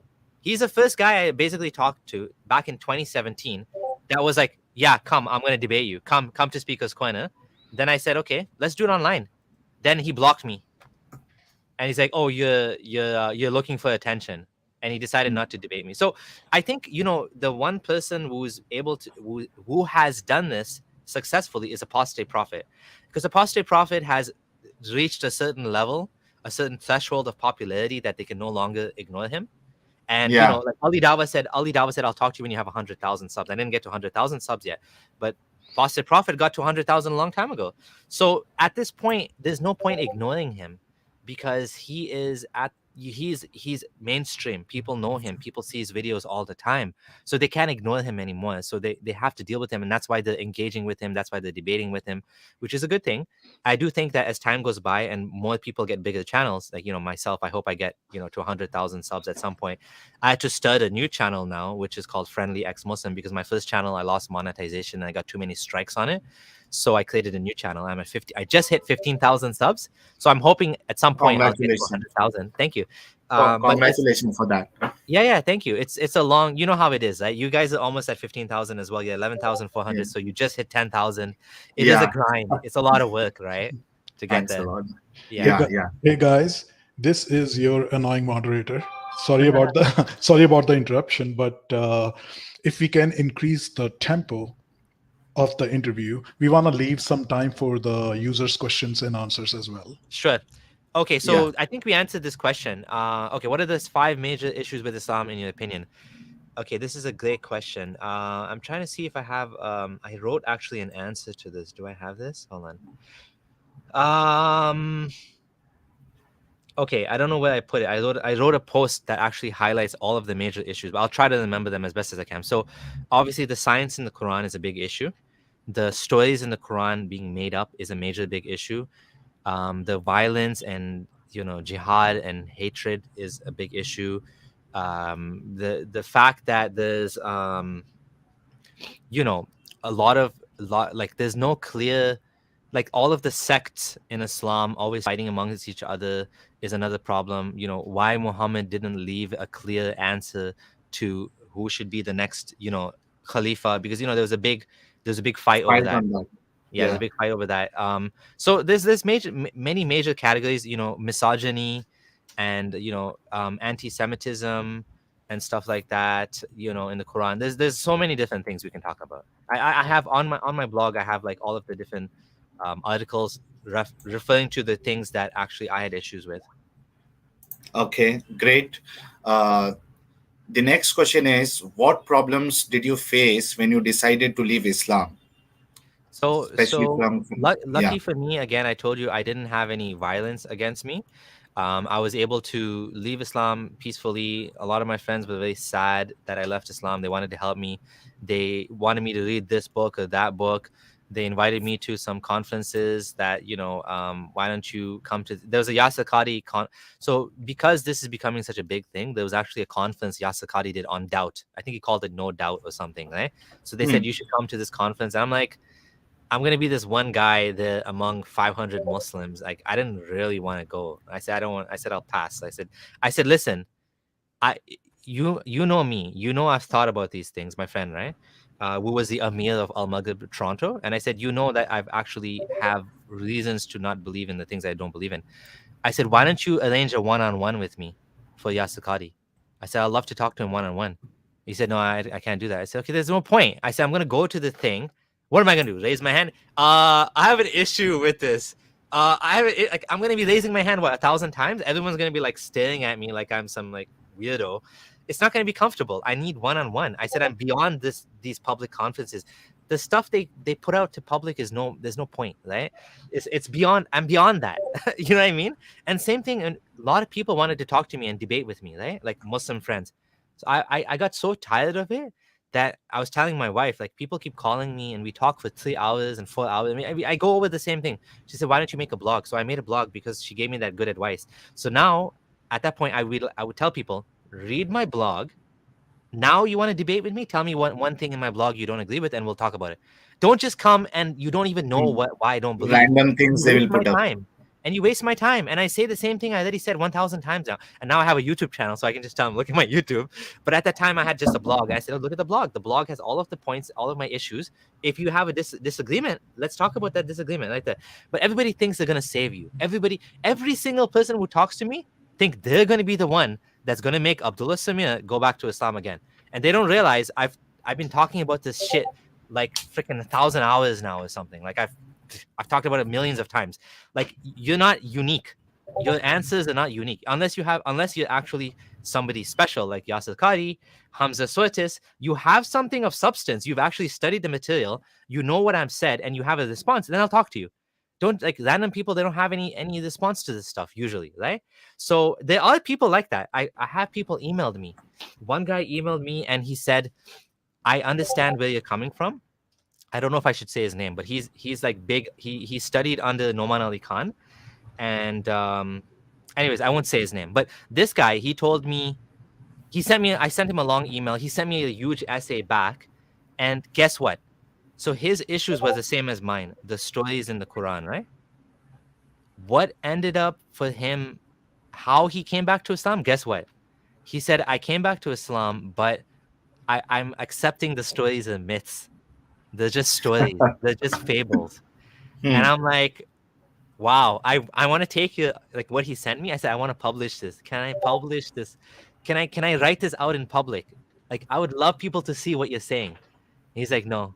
He's like, no, I don't give you permission. I'm like, oh man. Because this guy, he's not a scholar, but he's a student of knowledge. He studied under Noman Ali Khan. And he had the same doubts that I did. And he came back to Islam, but like a kind of weird Islam that the stories are I don't know how he believes that, how he's able to be Muslim. But, you know, some people, they just cannot leave Islam. The cognitive dissonance is too much for them. And it's just too difficult for them to see through it. Oh, thank you. So anyway, so long story short, you know, he's not like an Orthodox Muslim because he believes in the stories are just stories. But that's what happens to people that come back to Islam. Just going to mention that because someone asked me about that earlier. The people that leave Islam, and come back to it, a lot of the time they come back to like a modified version of Islam, right? Right. So yeah, that's basically that. Okay, thanks a lot. Let's move to the next question. How do you see the ex-Muslims movement in North America? So Ex-Muslims in North America, I think, is doing a great job, EXMNA. And Do you it's have kind of organization there? yeah. So we have an organization called the Ex-Muslims of North America, EXMNA. I was actually when I became public, one of my best friends now, he's now my best friend. He reached out to me. He saw my videos and he's like, "Hey, I understand what you're going through, and we have a community here, and we have meetups." And I'm more of a private individual. I don't really go to meetups that much and stuff like that. I don't like, so I didn't go. I only went to like 1 or 2 events, but it's there for people that want to find other people that are like-minded, because when you lose all your friends, I lost all my friends. I forgot to say that I lost all my friends. There was one more thing I forgot to mention as well, that when I left Islam, the Muslim community didn't try to attack me, but when I spoke about Islam, when I started speaking publicly about Islam, then I started to get some like lashback. I had one of my friends who I knew for 15 years, one of the guys that was crying and saying that I'm so sad you're leaving Islam. He said, I'm not gonna help you move houses, because I was moving. I said, why? He's like, oh, because you have a blog against Islam. So you see how I've become now an enemy of Islam. So now his opinion of me has changed. It's gone from, oh, I used to be a friend, to you're an enemy of Islam and I can't help you. I don't want to be, even though what he was doing had nothing to do, moving houses had nothing to do with Islam, right? It's just being a good neighbor. But anyways, that's fine. I told him I don't need any help anyways, but thanks for telling me you don't want to help me. And then more recently, this happened maybe a couple years ago now. I had people call my office. So if people don't know, I'm not a full-time YouTuber. I do this on the side.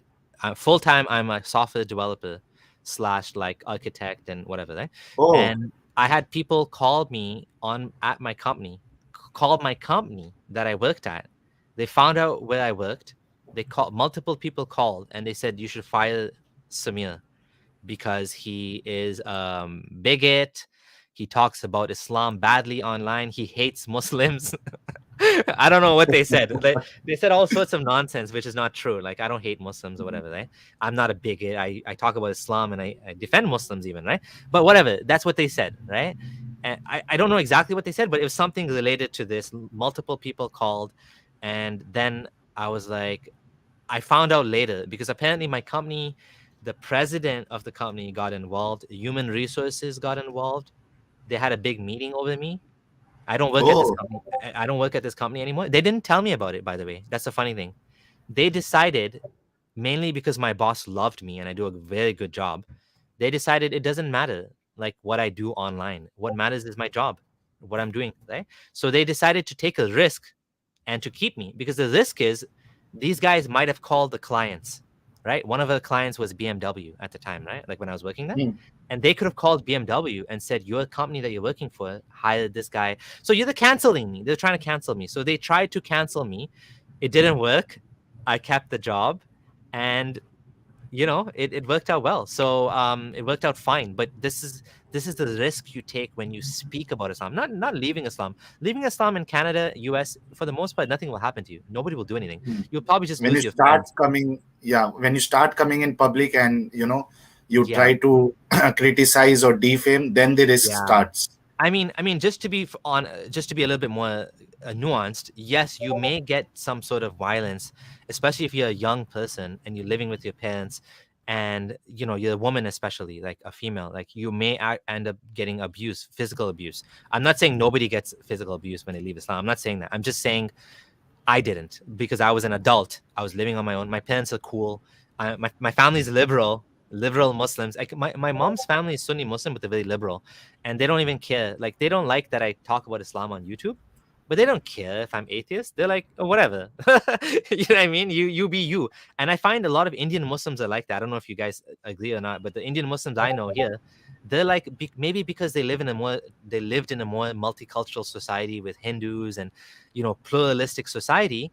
The Kenyan Muslims and the Indian Muslims, they don't tend to, they're a little bit different than the Pakistani Muslims, and they tend to be more like accepting of who I am. I don't know if that's the same experience for you guys, but Do you want me to answer this question? Yeah, it's for you. So I don't focus on these stories anymore because I think there's much better points against Islam. But there is an article that Bible stories. I'll link an article that actually gives examples of copying the Quran, copying stories from the Bible. Like the stories, for example, of the sons of Adam fighting, and then the crow came, and this the story of Abraham being thrown in the fire.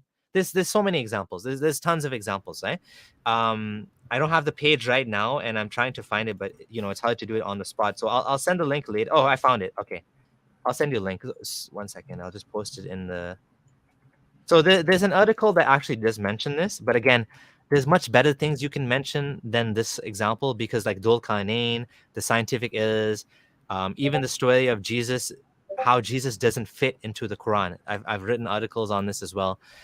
Jesus is obviously copy pasted into Islam, and it doesn't make any sense. We don't have time to talk about this now, unless you guys want me to elaborate. But basically, Jesus is a better example. It's this the problem using this rabbinic stories is it becomes very academic. You need to then go into the Talmud, into the oral Torah. You need to be able to understand the sources of these stories, and most lay people, they wouldn't be able to discuss this. Which is why even me, like when I started to look into it, I realized that it's harder to prove this point, but there's much better examples. So why not just use those? Yeah. So before moving to the next question, I would like to ask how efficient or how much changes you are seeing, people in especially the English audience, or if we say North America. What do you think? People are leaving Islam. I mean, the speed and what is the effect that you're seeing? Well, I'm seeing that. I mean, I just uploaded a video yesterday of this American convert. He's a speaker. His name is Asadullah. And he was saying, just him personally, he knows hundreds of Muslims that have spoken to him personally, that have left Islam, that have doubts, that are, that are basically apostates or having major doubts, and they lead the prayers in mosques. They're Hufad, the Hafiz of the Quran. And these people, they look like they're Muslim on the outside, but on the inside, they don't believe. And he said he knows hundreds of people. So I think what's happening is there's like a major change happening in the community. And it's basically happening in front of our very eyes. People are leaving Islam like nothing else. And I think a lot more Muslims are going to end up agnostic. They're going to end up cultural Muslims. You're going to see a lot more Muslims that they drink alcohol or they eat pork, and they don't really believe, but they still call themselves Muslim. I think that's what's happening. Yeah, so there is a question for you through super chat. Thanks a lot, Algebra. Islam is just Judaism on steroids. Anyone who has lived in Brooklyn, New York, can tell you on that. So, what do you have to tell on this? Yasir Qadhi actually made this comment too, not on steroids, but basically Yasir Qadhi said that when you study Judaism, you see just how similar it is to Islam, the laws about the eating the meat. And I mean, it's obvious that Muhammad copied from Judaism because in Medina, there was a lot of Jews, but there wasn't a lot of Christians. So what you find is when Allah talks about Christianity, like he makes a lot of mistakes. But when he talks about why do you think the biggest chapter in the Quran, Al-Baqarah, is all about Moses? Because that's the material he had. Stand-up comedians, they use material from their own life, right? They talk about the wife, they talk about the kids, the office. Yeah. That's what Muhammad was doing. He's using material from his life, right? Like from people around him. So Judaism is very much, I'm not an expert on Judaism, but I've heard a lot of similarities. For example, you can't sleep with your wife. But actually, Judaism is like kind of more extreme than Islam in some ways. Like in Judaism, if your wife is menstruating, you have to physically separate the beds, 2 different beds. They have 2 beds. They have like, I don't know, there's a nice show called, I think it's called Unorthodox on Netflix. If you guys have Netflix, yes, that's the one. You should check out that series. Your viewers should check out Unorthodox on Netflix. It's a nice show about a Jewish lady that was struggling in her family and having doubts and whatever. And it's a good movie. It's actually a good movie. So it shows you a lot of the things that we went through as ex-Muslims, this lady was going through as well. Yeah. So there's one more question for you, Yep. Abdullah Samirji. How Indian agnostic is asking, how do you see future of Islam after 2-3 decades due to ex-Muslim movement? How can we, from non-Muslim background, religious or atheist, help your movement? So I think Islam, like I said, I do think it's becoming tamed, just like Christianity has become tamed today and Judaism has become tamed. When I have Jewish friends, and when I talk to them, they make fun of religion, but they still call themselves Jewish. Like, to me, this is perfectly good that you don't take it so seriously.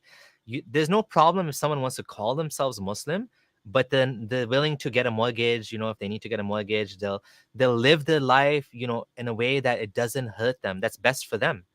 If that's what it means to be Muslim. Like, for example, there was a guy that left a comment on Ex-Muslims of North America page. He said, I'm a Chinese Muslim, right? And he said, over here, we Chinese Muslims, many of us, we drink alcohol, but sometimes we also go to the mosque. We don't see Islam like you guys. Like, you guys have this ex-Muslim thing, but over in China, like, many of us, you would call us ex-Muslim, but we still call ourselves Muslim. Basically, and I wanted to interview this guy because this is a very interesting perspective, where they're more tolerant about dissent in China. He's saying that we don't care. We don't kick someone out of the community because they don't really believe or something. They're still Muslim to us, right?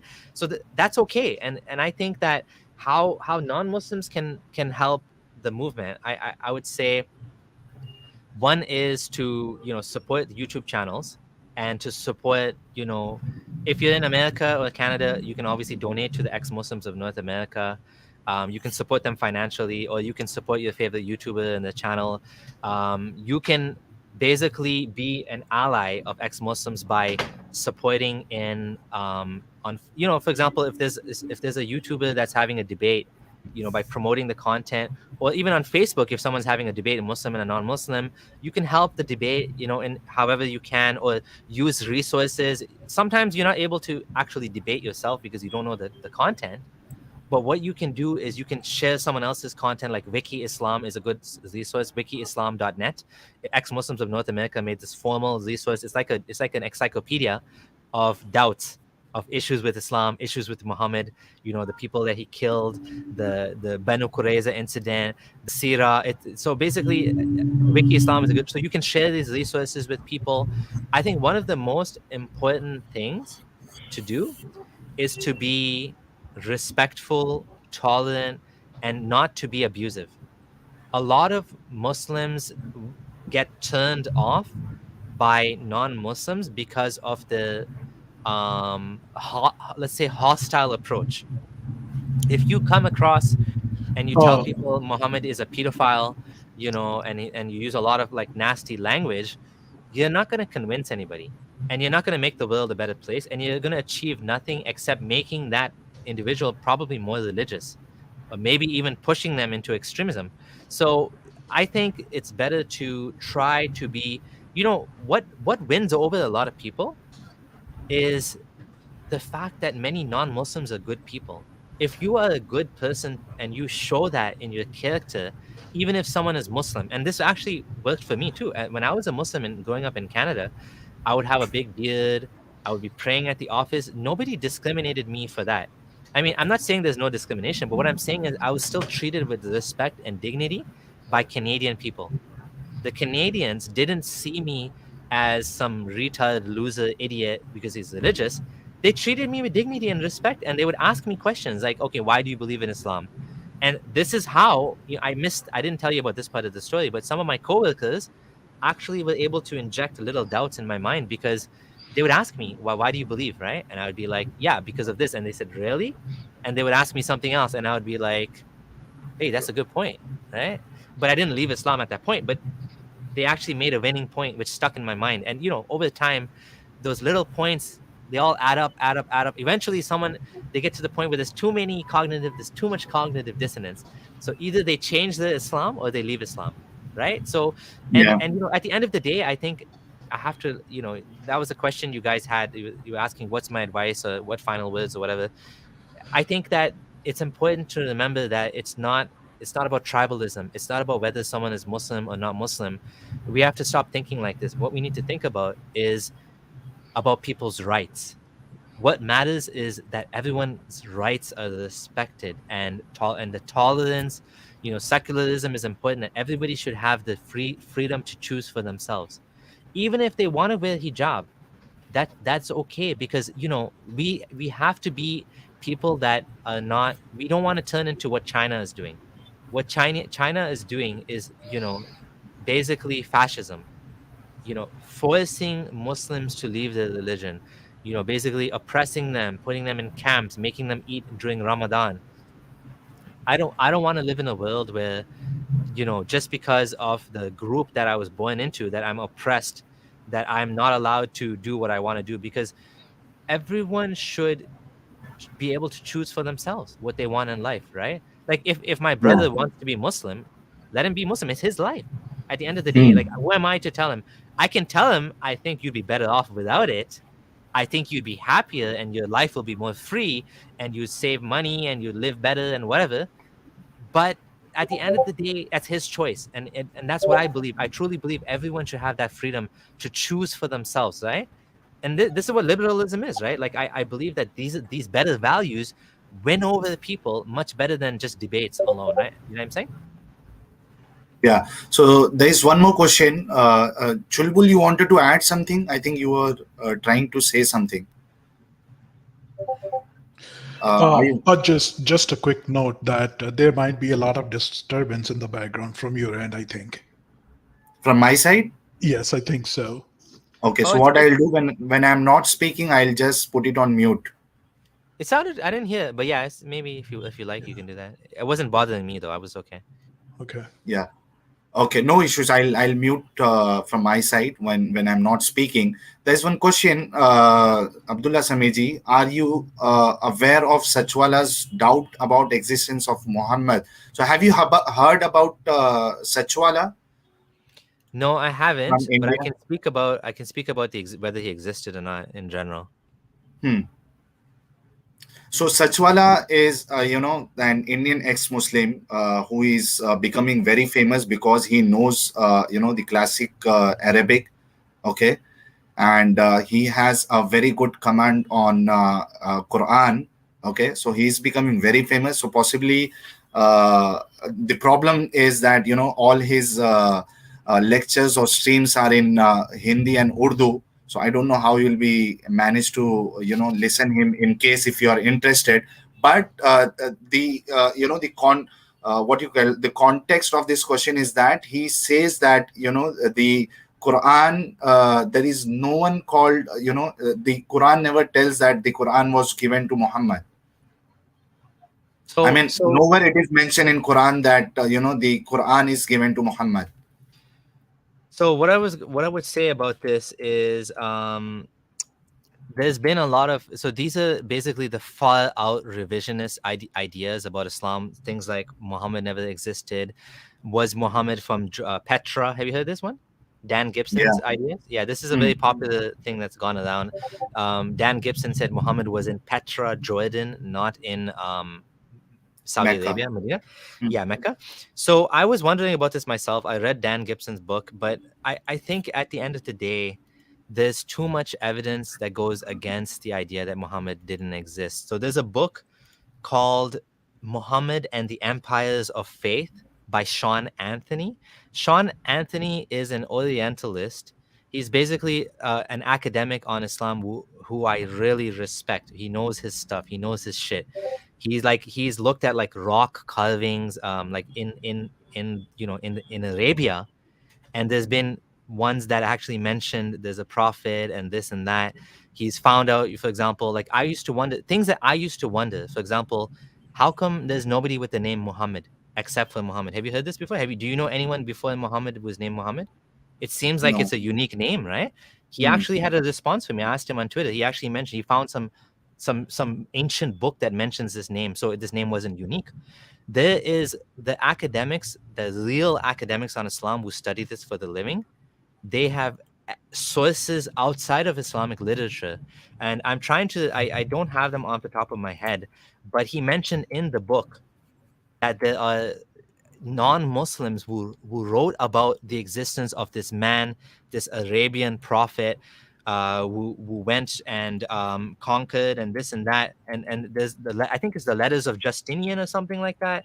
I'm trying to remember now. Again, I don't remember off the top of my head. I read the book a long time ago, but basically there is evidence, early evidence from outside of Muslim sources that there was a prophet and that he was doing these things. Now, of course, the details in the hadith, of course, for sure, there's like massive doubt about which ones are true, which ones are not true.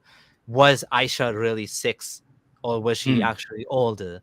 Did Muhammad actually? I mean, obviously, some of the things are hadith. It's like magic. He's doing magic, and trees are talking. We know that's not true. Yeah. Monkeys are Yeah. stoning Right. each other. We know that's not true. But I'm saying the things that are more realistic. That, for example, this thing happened, that he killed this person or whatever, or he said these things that are not sort of miracles, just normal things that anyone can do.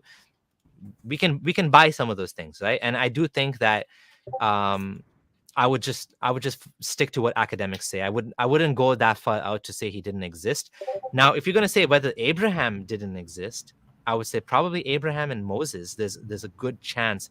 Biblical scholars that study the Bible, they have good reason to believe that most of the things that are said in the Bible, including the journey of Exodus, where Moses was traveling in the desert for 40 years, and none of that stuff happened. There's good reason to believe it didn't happen. There's no, there's archaeological. There's a book by Dr. Finkelstein called The Bible Unearthed, and he has a YouTube video as well. And he says that Moses didn't exist, or Abraham didn't exist. He has evidence, like archaeological evidence for. He's a biblical scholar, so I would stick to what the scholars say.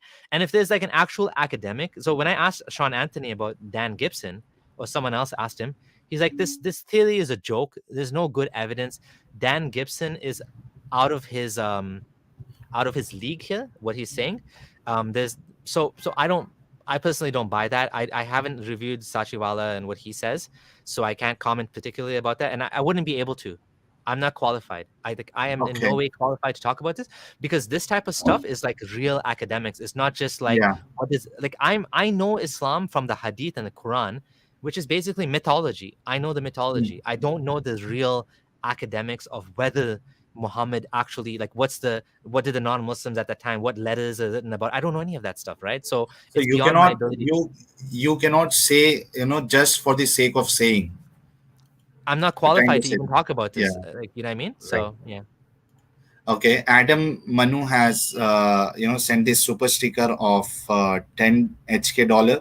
Thanks a lot, Adam Manu, for supporting this channel.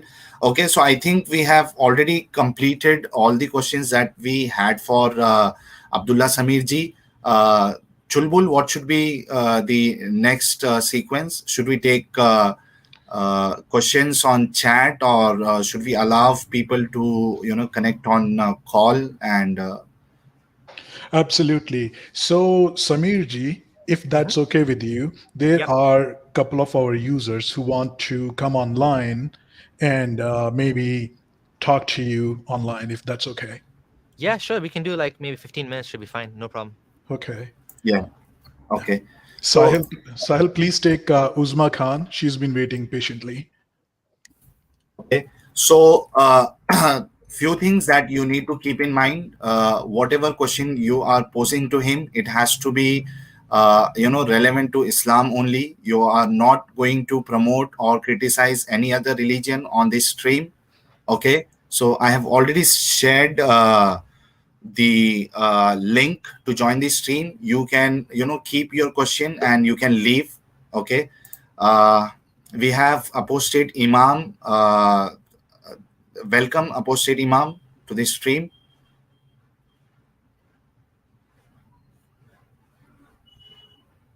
Can you hear us, apostate Imam?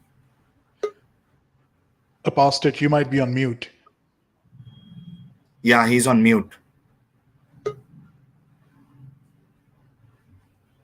Okay, we'll wait for him. I think he's away. Let me take Uzma ji. Uzma ji, welcome to the stream. Thank you so much, Sahil ji. Thank you so much, Ulfa Pandit. Thank you very much, and welcome, Abdullah Samir ji. My name is Uzma, as you know, and I'm an ex-Muslim too. So, uh, very happy to hear from you, all your testimony, how you become ex-Muslim, and all the process and challenges. That's the. I just have just want to share the, Sahil, brother Sahil. He just mentioned about the Quran, Surah Nisa 4, ayah number 3, and the people who, Quranian, who wanted to interest in marrying, they actually told, actually, that was my testimony. And then the people actually told me that that person, that that's a group sex in that Quran verse, Surah Nisa 4 or 3, and it says like, yeah, in nikah means, everybody knows nikah means, and then it says like two, threes, four. There is nothing like says like the separate ways, like, separate time. So that was my testimony, and I was just would like to know. Actually, I missed that part where you commented. Actually, I think maybe answer for that one. So is it the true, like, they say like about the group sex in that, according to that verse? So the verse doesn't talk about sex at all. I don't think so. If you're a Quranist, you can honestly you can reinterpret it. I don't know, some random way. There's no rules about interpreting the Quran if you're a Quranist, so you can come up with any sort of interpretation that you want to. So unfortunately, um, is that a valid opinion? I don't know. I mean, they're making up opinions as they go. So yeah, that's all I would say. So the nikah, the word nikah means like, it is like a sexual intercourse, literally mean. Is that what he Literally, it was means referring that, but to? literally it means that, but in the context of the verse, it's talking about marriage, right? I mean, I would always go back to the hadith, but if you don't believe in hadith, then Mm. it's hard to really comment on that because the hadith explains that Muhammad, limited Muslim men to marry four. Because if you look at the verse, it doesn't even say two or three or four. It says two and three and Yes, four. It says yes. and. So again, it all goes back to the rules of interpretation of the Quran and how people will interpret it based on hadith, based on tafsir, or if they just make up their own opinion. I'm not qualified to just make up opinions based on. I don't read Arabic, so I wouldn't be able to. But yeah, probably if you spoke Arabic and you didn't look at the hadith, you could make up some sort of strange opinion like that. Yeah. Okay. Okay. Thanks, Maji, Thank you so for much. joining Thank this you. stream. Yeah. So, Okay. yes, Apostate Imam, welcome to this stream. We are glad to see you. Okay. Thank you, Brother Sahil. And hello, Brother Chulbul Pandey. And hello, Abdullah Samir. And hello, Sister Uzma. And it's really appreciating that today Abdullah Samir is here with us. And I would like to introduce myself. I am also an ex-Muslim atheist, and we make actually several videos together.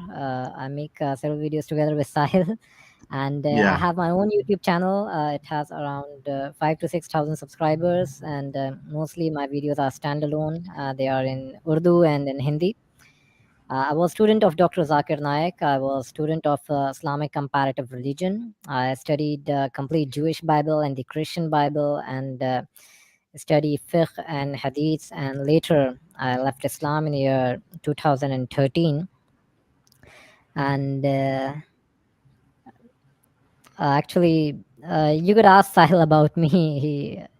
Because he was the one who first introduced me to everyone, and that's how I became a little popular.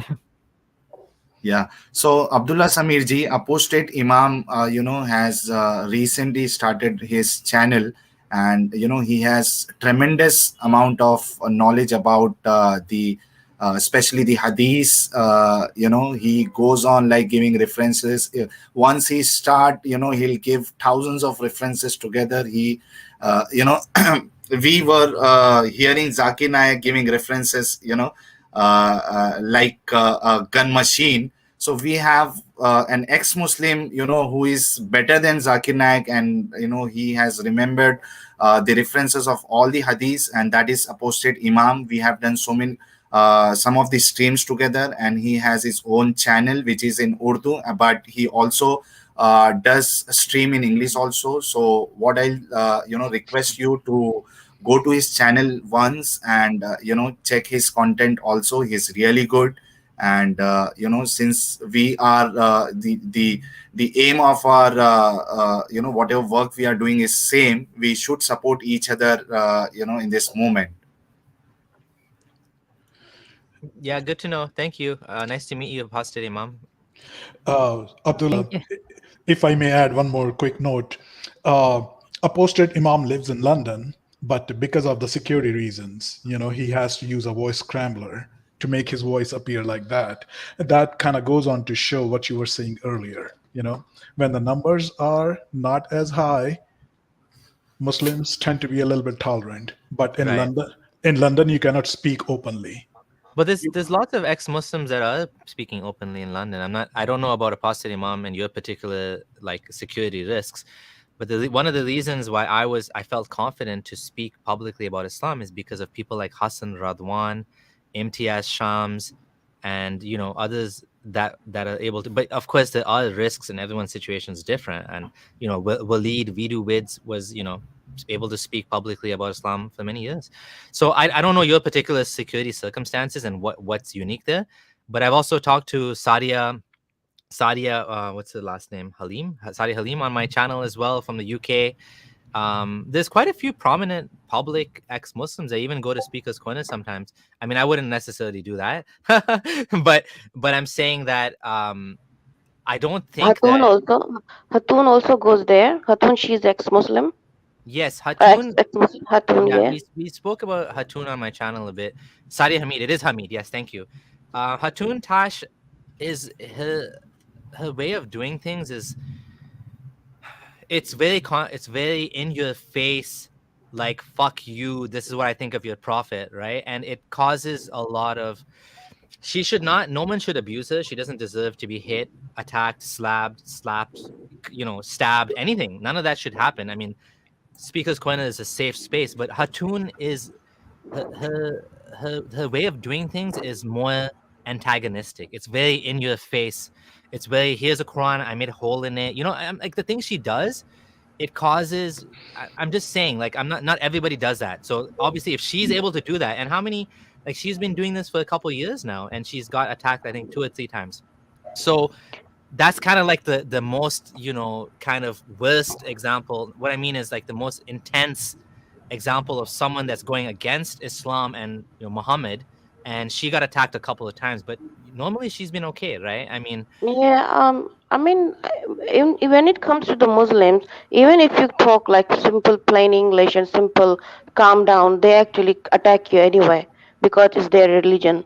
They don't want to listen to anybody. What do you mean they don't want to listen? What do you mean they attack you? Like physically? I mean, that's what you? I have heard. I have seen that even if you are not confronting them, or if you're just representing what their book says, Quran and Hadith says, they actually, their attitude, I have seen that their attitude also is just like they just want to attack you. They just want to get very angry. Well, getting angry is a very human response to when someone attacks your way of life, right? Like I mean, physical. I mean, you can see that they're physical. like, Again, I mean, you'd have to bring evidence for your claim, because in UK, I know, like I said, many ex-Muslims, Jimmy London. I spoke to another ex-Muslim on my channel, Muhammad. Like, I've spoke to many ex-Muslims in London and that are public ex-Muslims. Jimmy is a gay ex-Muslim on top of it, so he's gay. I don't feel like. Okay, can I finish my comment before you highlight this blaming the victim? Please. Yeah. Can I finish what I'm saying? Yeah, please. I don't know about everyone's individual particular circumstance, but I have never been physically threatened or attacked ever for the last 6 years I've been doing this. The worst that ever happened, as I mentioned, is someone called my company and tried to get me fired, which I think is being canceled, right? They tried to cancel me. But in terms of physical violence, nobody threatened me. People actually felt bad for me leaving Islam, and they wanted to help me. And to this day, I still have some Muslims that are trying to be nice to me and hoping that one day I will come back to Islam. I don't know any Muslims in UK who told me they've been physically attacked. I do know it's happened. It has happened. It does happen. But I don't think that's the common experience that if I went to UK and I'm talking.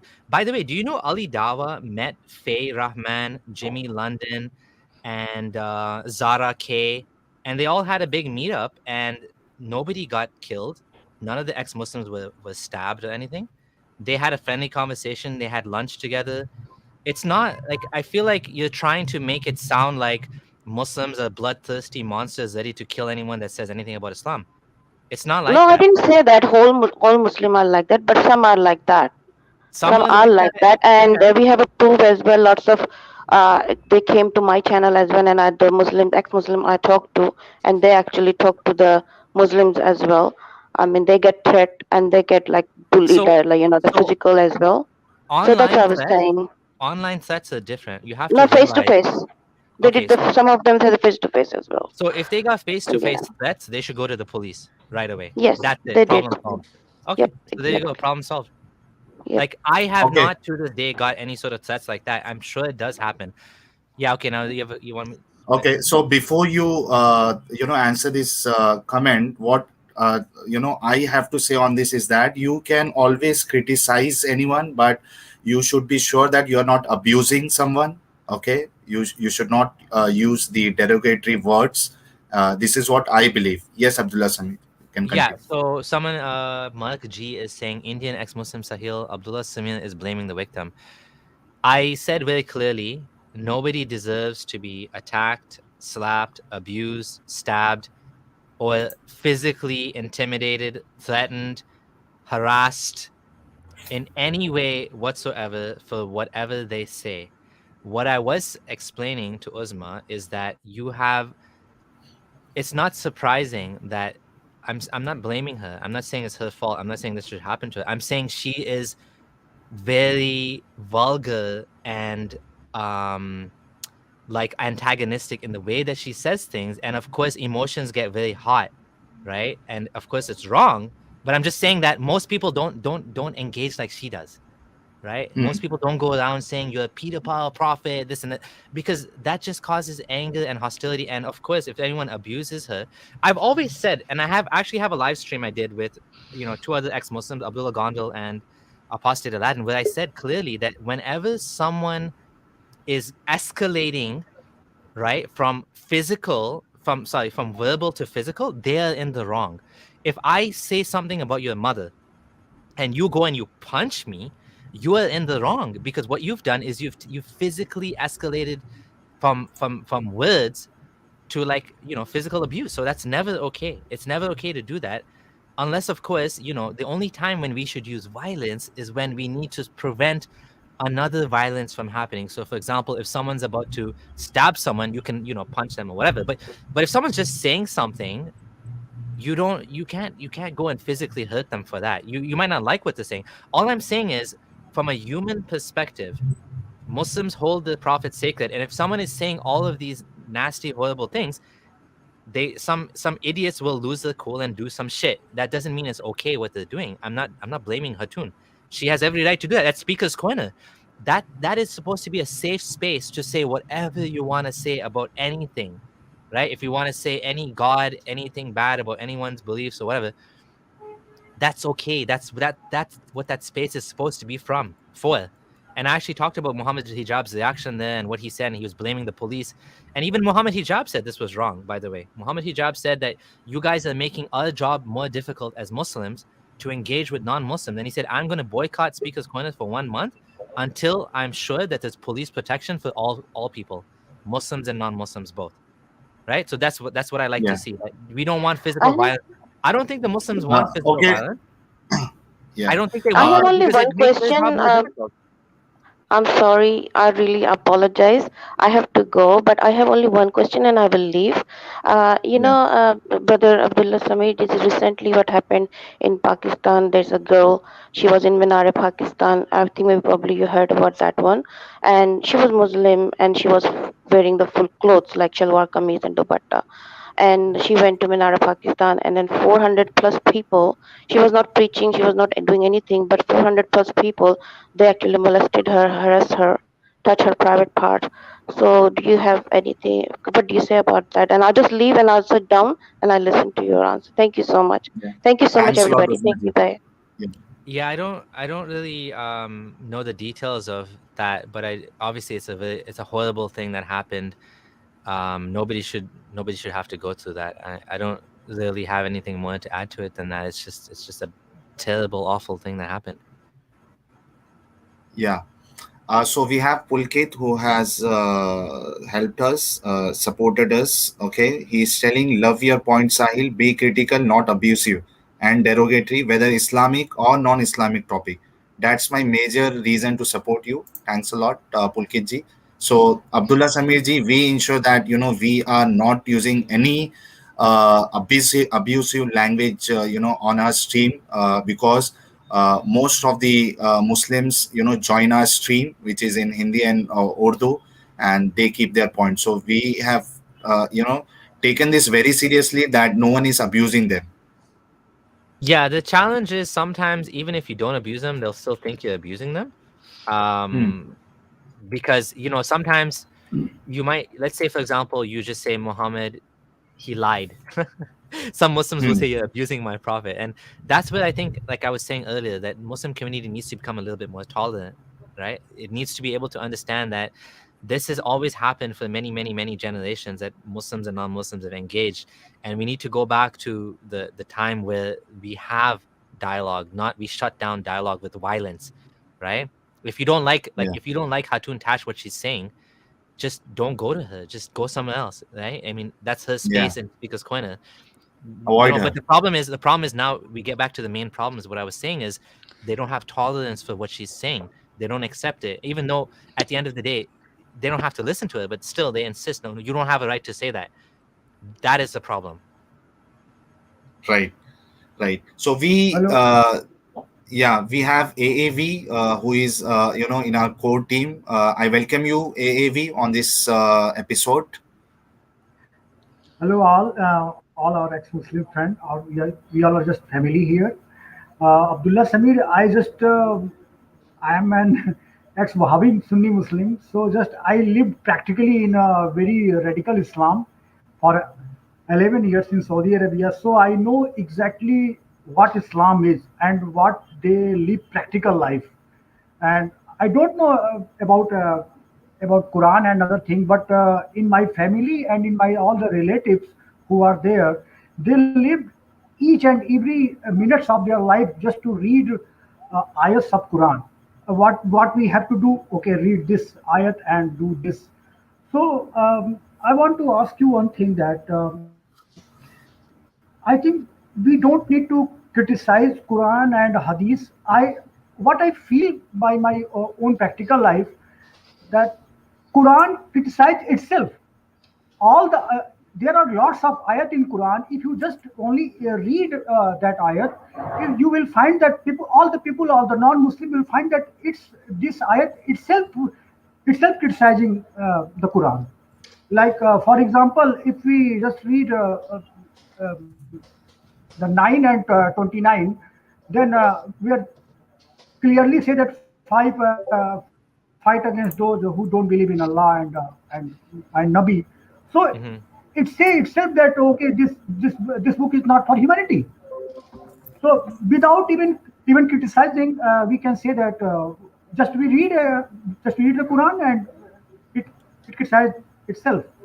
And my second thing is that how we handle the moderate Muslims who have a, a very hidden iman on this book, and they openly they say that okay, ISIS is bad, Taliban is bad, but internally they're supporting them.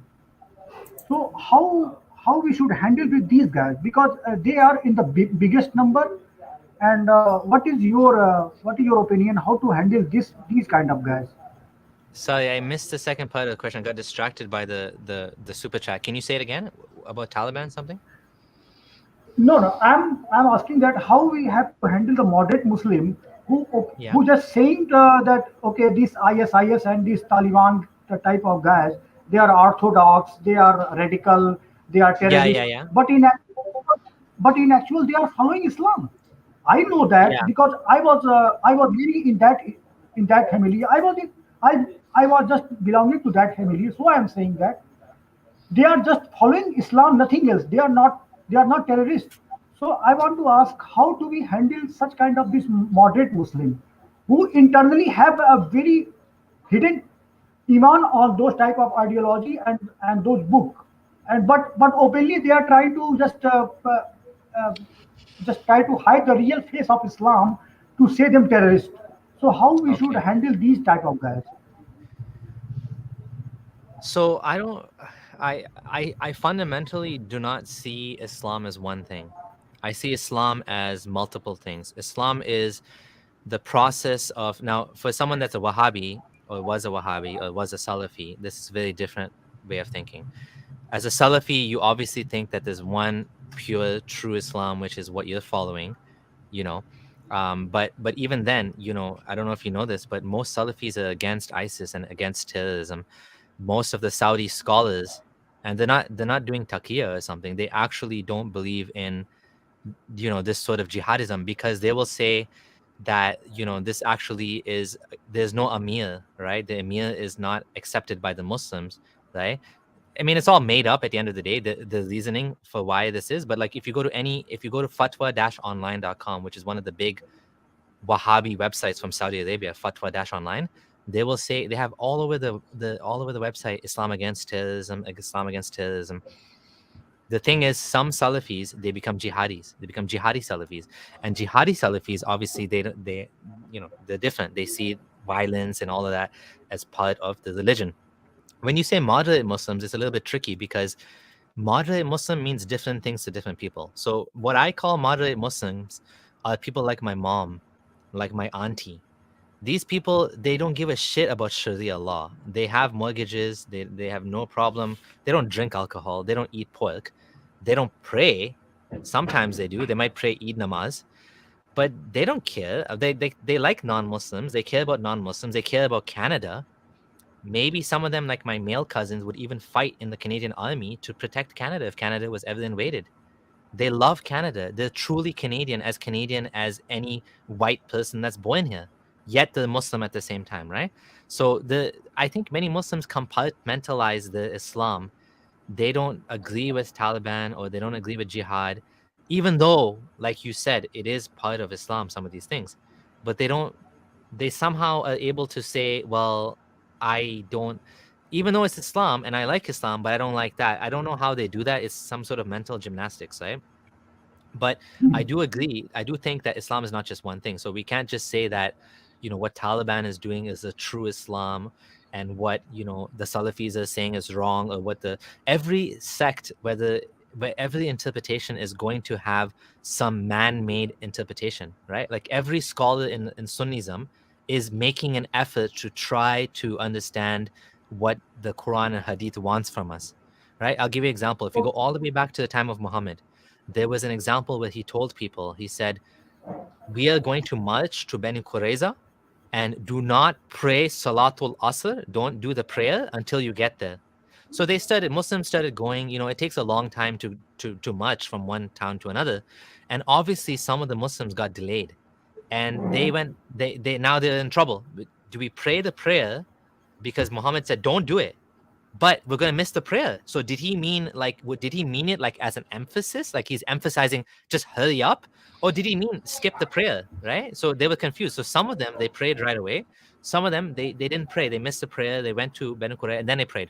So then later on they asked him, they said, okay, which one was right?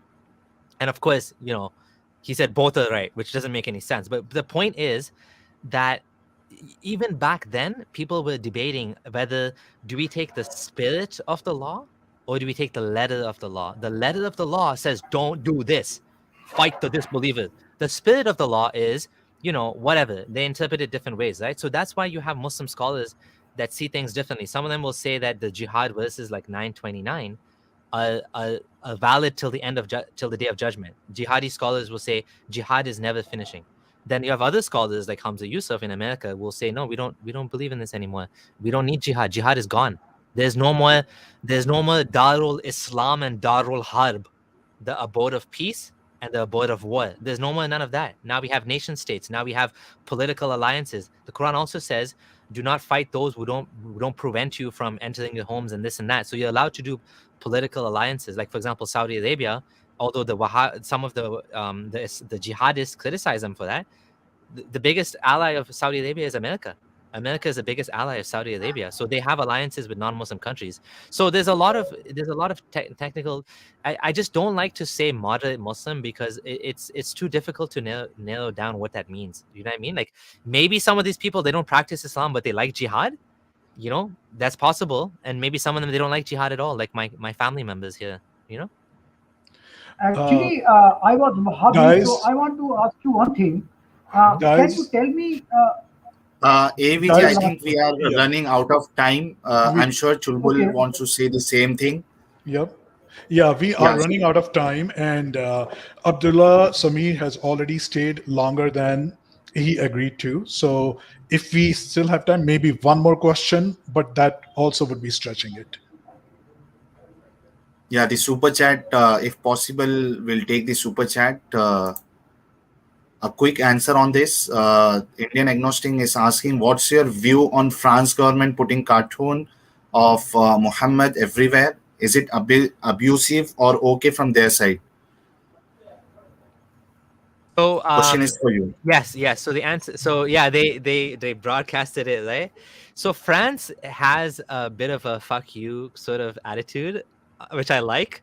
They're like, we're not gonna let you tell us what to do, and so they broadcasted the photo on the, they were like putting it live, right? Of course, Muslims are like uncomfortable with this, but at the end of the day, it becomes what are they gonna do about it? Like, you know what I mean? Like,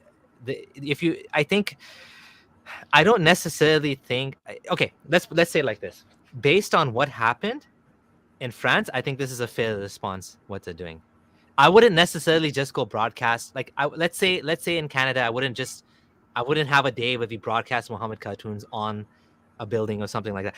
It's not my style. Everybody has a different style and different things that they're fighting. Some people want to fight against blasphemy, right? So they want to have Muhammad cartoons. They want to have cartoons of sexy Kali, making fun of Hindu gods. They have all sorts of things that to them that's important. Blasphemy. To me, blasphemy, it has its place, but my goals are different. My goals are more to reach Muslims and to convince them to understand that Islam is false, because I think the world will be better when we have less people that believe in a false ideology. So that's my goal. So it becomes a question of priorities. It becomes a question of strategy. And to me, I don't think it's necessarily a good strategy to have a Draw Muhammad Day, but it has its place because, like I said earlier, now that they're doing it every year, Muslims you can't keep overreacting, So it kind of pushes people to accept and to normalize that we can do this and there's nothing you can do about it. So it has a good side. It has that good side to it, And Muslims will always say it's abusive. Of course, they'll say it's abusive because there's no, like, some Muslims will say it's fine. Some Muslims will say it's abusive. But at the end of the day, even if it's abusive, you can learn to ignore it, right? That's what we need from people. Okay, someone's making fun of me. People make fun of me online. I ignore it. I just, whatever. You know what I'm saying? It's no skin on, like they say, sticks and stones, right, will break my bones, but names will never hurt. Kids say that. Yeah, okay, so someone swears at you, just ignore them. Be a better person. Someone makes fun of something that at the end of the day, it doesn't matter. Live your life. You know what I'm saying? Yeah, so it depends on how you take the criticism and sort of like this. Okay, so Adam Manu has sent the super sticker of $10 Hong Kong. Thanks a lot, Adam Manu, for supporting this channel. I think Chulbul will end the stream. The final words, I would request you to say the final words. Absolutely. Thank you, Sahil. Abdullah, thanks a lot for joining our channel. And from the reaction I'm seeing, everybody seems to love you already. So hopefully we will get to have you here a little bit more often based on your schedule. We'll be in touch. And thanks a lot once again from the bottom of our heart to join us here today. Thank you so Yeah. much. It was a good conversation. But the one thing I would say is, if everybody loves me, then I'm doing something wrong. You have to be always have to be in a place where there's some pushback. Otherwise, you just, Abdullah, we are Yeah. Indians. We are Indians like you are. We love Yeah. everybody. Thank you. Yeah, Thank you. exactly. Yeah, I appreciate it. Thank you so much. Yeah, one thing I would like to add, Abdullah Samirji, is that we also want Abdullah Gondal to come to our channel, and say his story, why he left Islam. We do not have his contact details, so in case if you are in contact with him, and you can speak with him and help us with his contact, we'll definitely like to call him on our channel. Okay. I'll let him know. Yeah. Okay, so Yeah. thanks a lot, Abdullah Samirji, for giving your precious time to this channel and enlightening us with the knowledge you have. Okay, I thank Apostate Imam as well for joining the stream. In case if you want to say something to Abdullah Samirji, Imam Sahab, you can tell him now, and after that we'll close the stream. Yeah, I'm a big fan of Abdullah Samir, and I'm also writing a book a combat kit for Islam. So where non-Muslims or atheists could debate with Muslims, there will be more than 1,000 different topics like punishments for apostasy, and there will be all hadiths where what is the punishment of apostasy, we see in Surah Sunan Nasai that a person killed his blind slave, and Muhammad approved his action, like in Sunan Nasai Hadith 4075 and Sunan Abi Dawud Hadith 4361. And there are so many different hadiths, like anyone who left his religion, he should be put to death, like Nasai 4063. And it goes on and on and on. So it would be a great book, means it will educate people, um, and it would be easy for people to counter Islam, so they could easily counter arguments they could easily counter arguments from Muslims, and it will expose what are the false hadiths which are added by peaceful Muslims, especially by Qadianis or Ahmadis, because they preach things like this, that someone used to throw trash on Muhammad, women used to throw trash on Muhammad, and later Muhammad went to her home when she was sick and she accepted Islam. That's a false hadith, but this hadith was first propagated by Mirza Ghulam Ahmad Qadiani. Now it's popular amongst all Muslim. The biggest jihad is jihadul nafs. That is also false belief propagated by Mirza Ghulam Ahmad Qadiani. Not in even single hadith had this word jihadul nafs. This word never occurred. Sorry, my English is bad. That's why I make videos in Urdu. So the flow I have in Urdu is not that good in English. Okay. So I'm making so many things. I'm making a documentary to support the point of Dan Gibson, because he didn't quote strong references. So the false history of Mecca, and that documentary is under progress. So I recommend you to watch it. It would be really informative, because I'm collecting references from and compiling it from past 10 months, and it would be something great. And Yeah. that's it, I guess. It's already such a long stream, and I know you're busy. I would like to invite you for the next stream so we could have a longer discussion in the future, and we could discuss more about Islam. So thank you, brother, Yeah, for joining us. Yeah, no problem. I'll let you know. We'll chat by email. I think you did email me already, so we'll go from there. Yeah. So, Abdullah Samirji, I hope my language barrier was not an issue for you. Not at all. It was Yeah. perfect. It was a good stream. Yeah. Thanks a lot. Let's close this stream. Thanks a lot once again, Abdullah Samirji, AVG, Apostate Imam, and Chulbul Pandeji, and all my viewers. I request you all to like this video and share the video. And those viewers who have still not subscribed to this channel, please subscribe this channel. Be our voice. Okay, so everyone, take care. Good day, good night, good evening. Shabba Khair, Jai Hind, Vande Mataram. Vande Thank Mataram. you.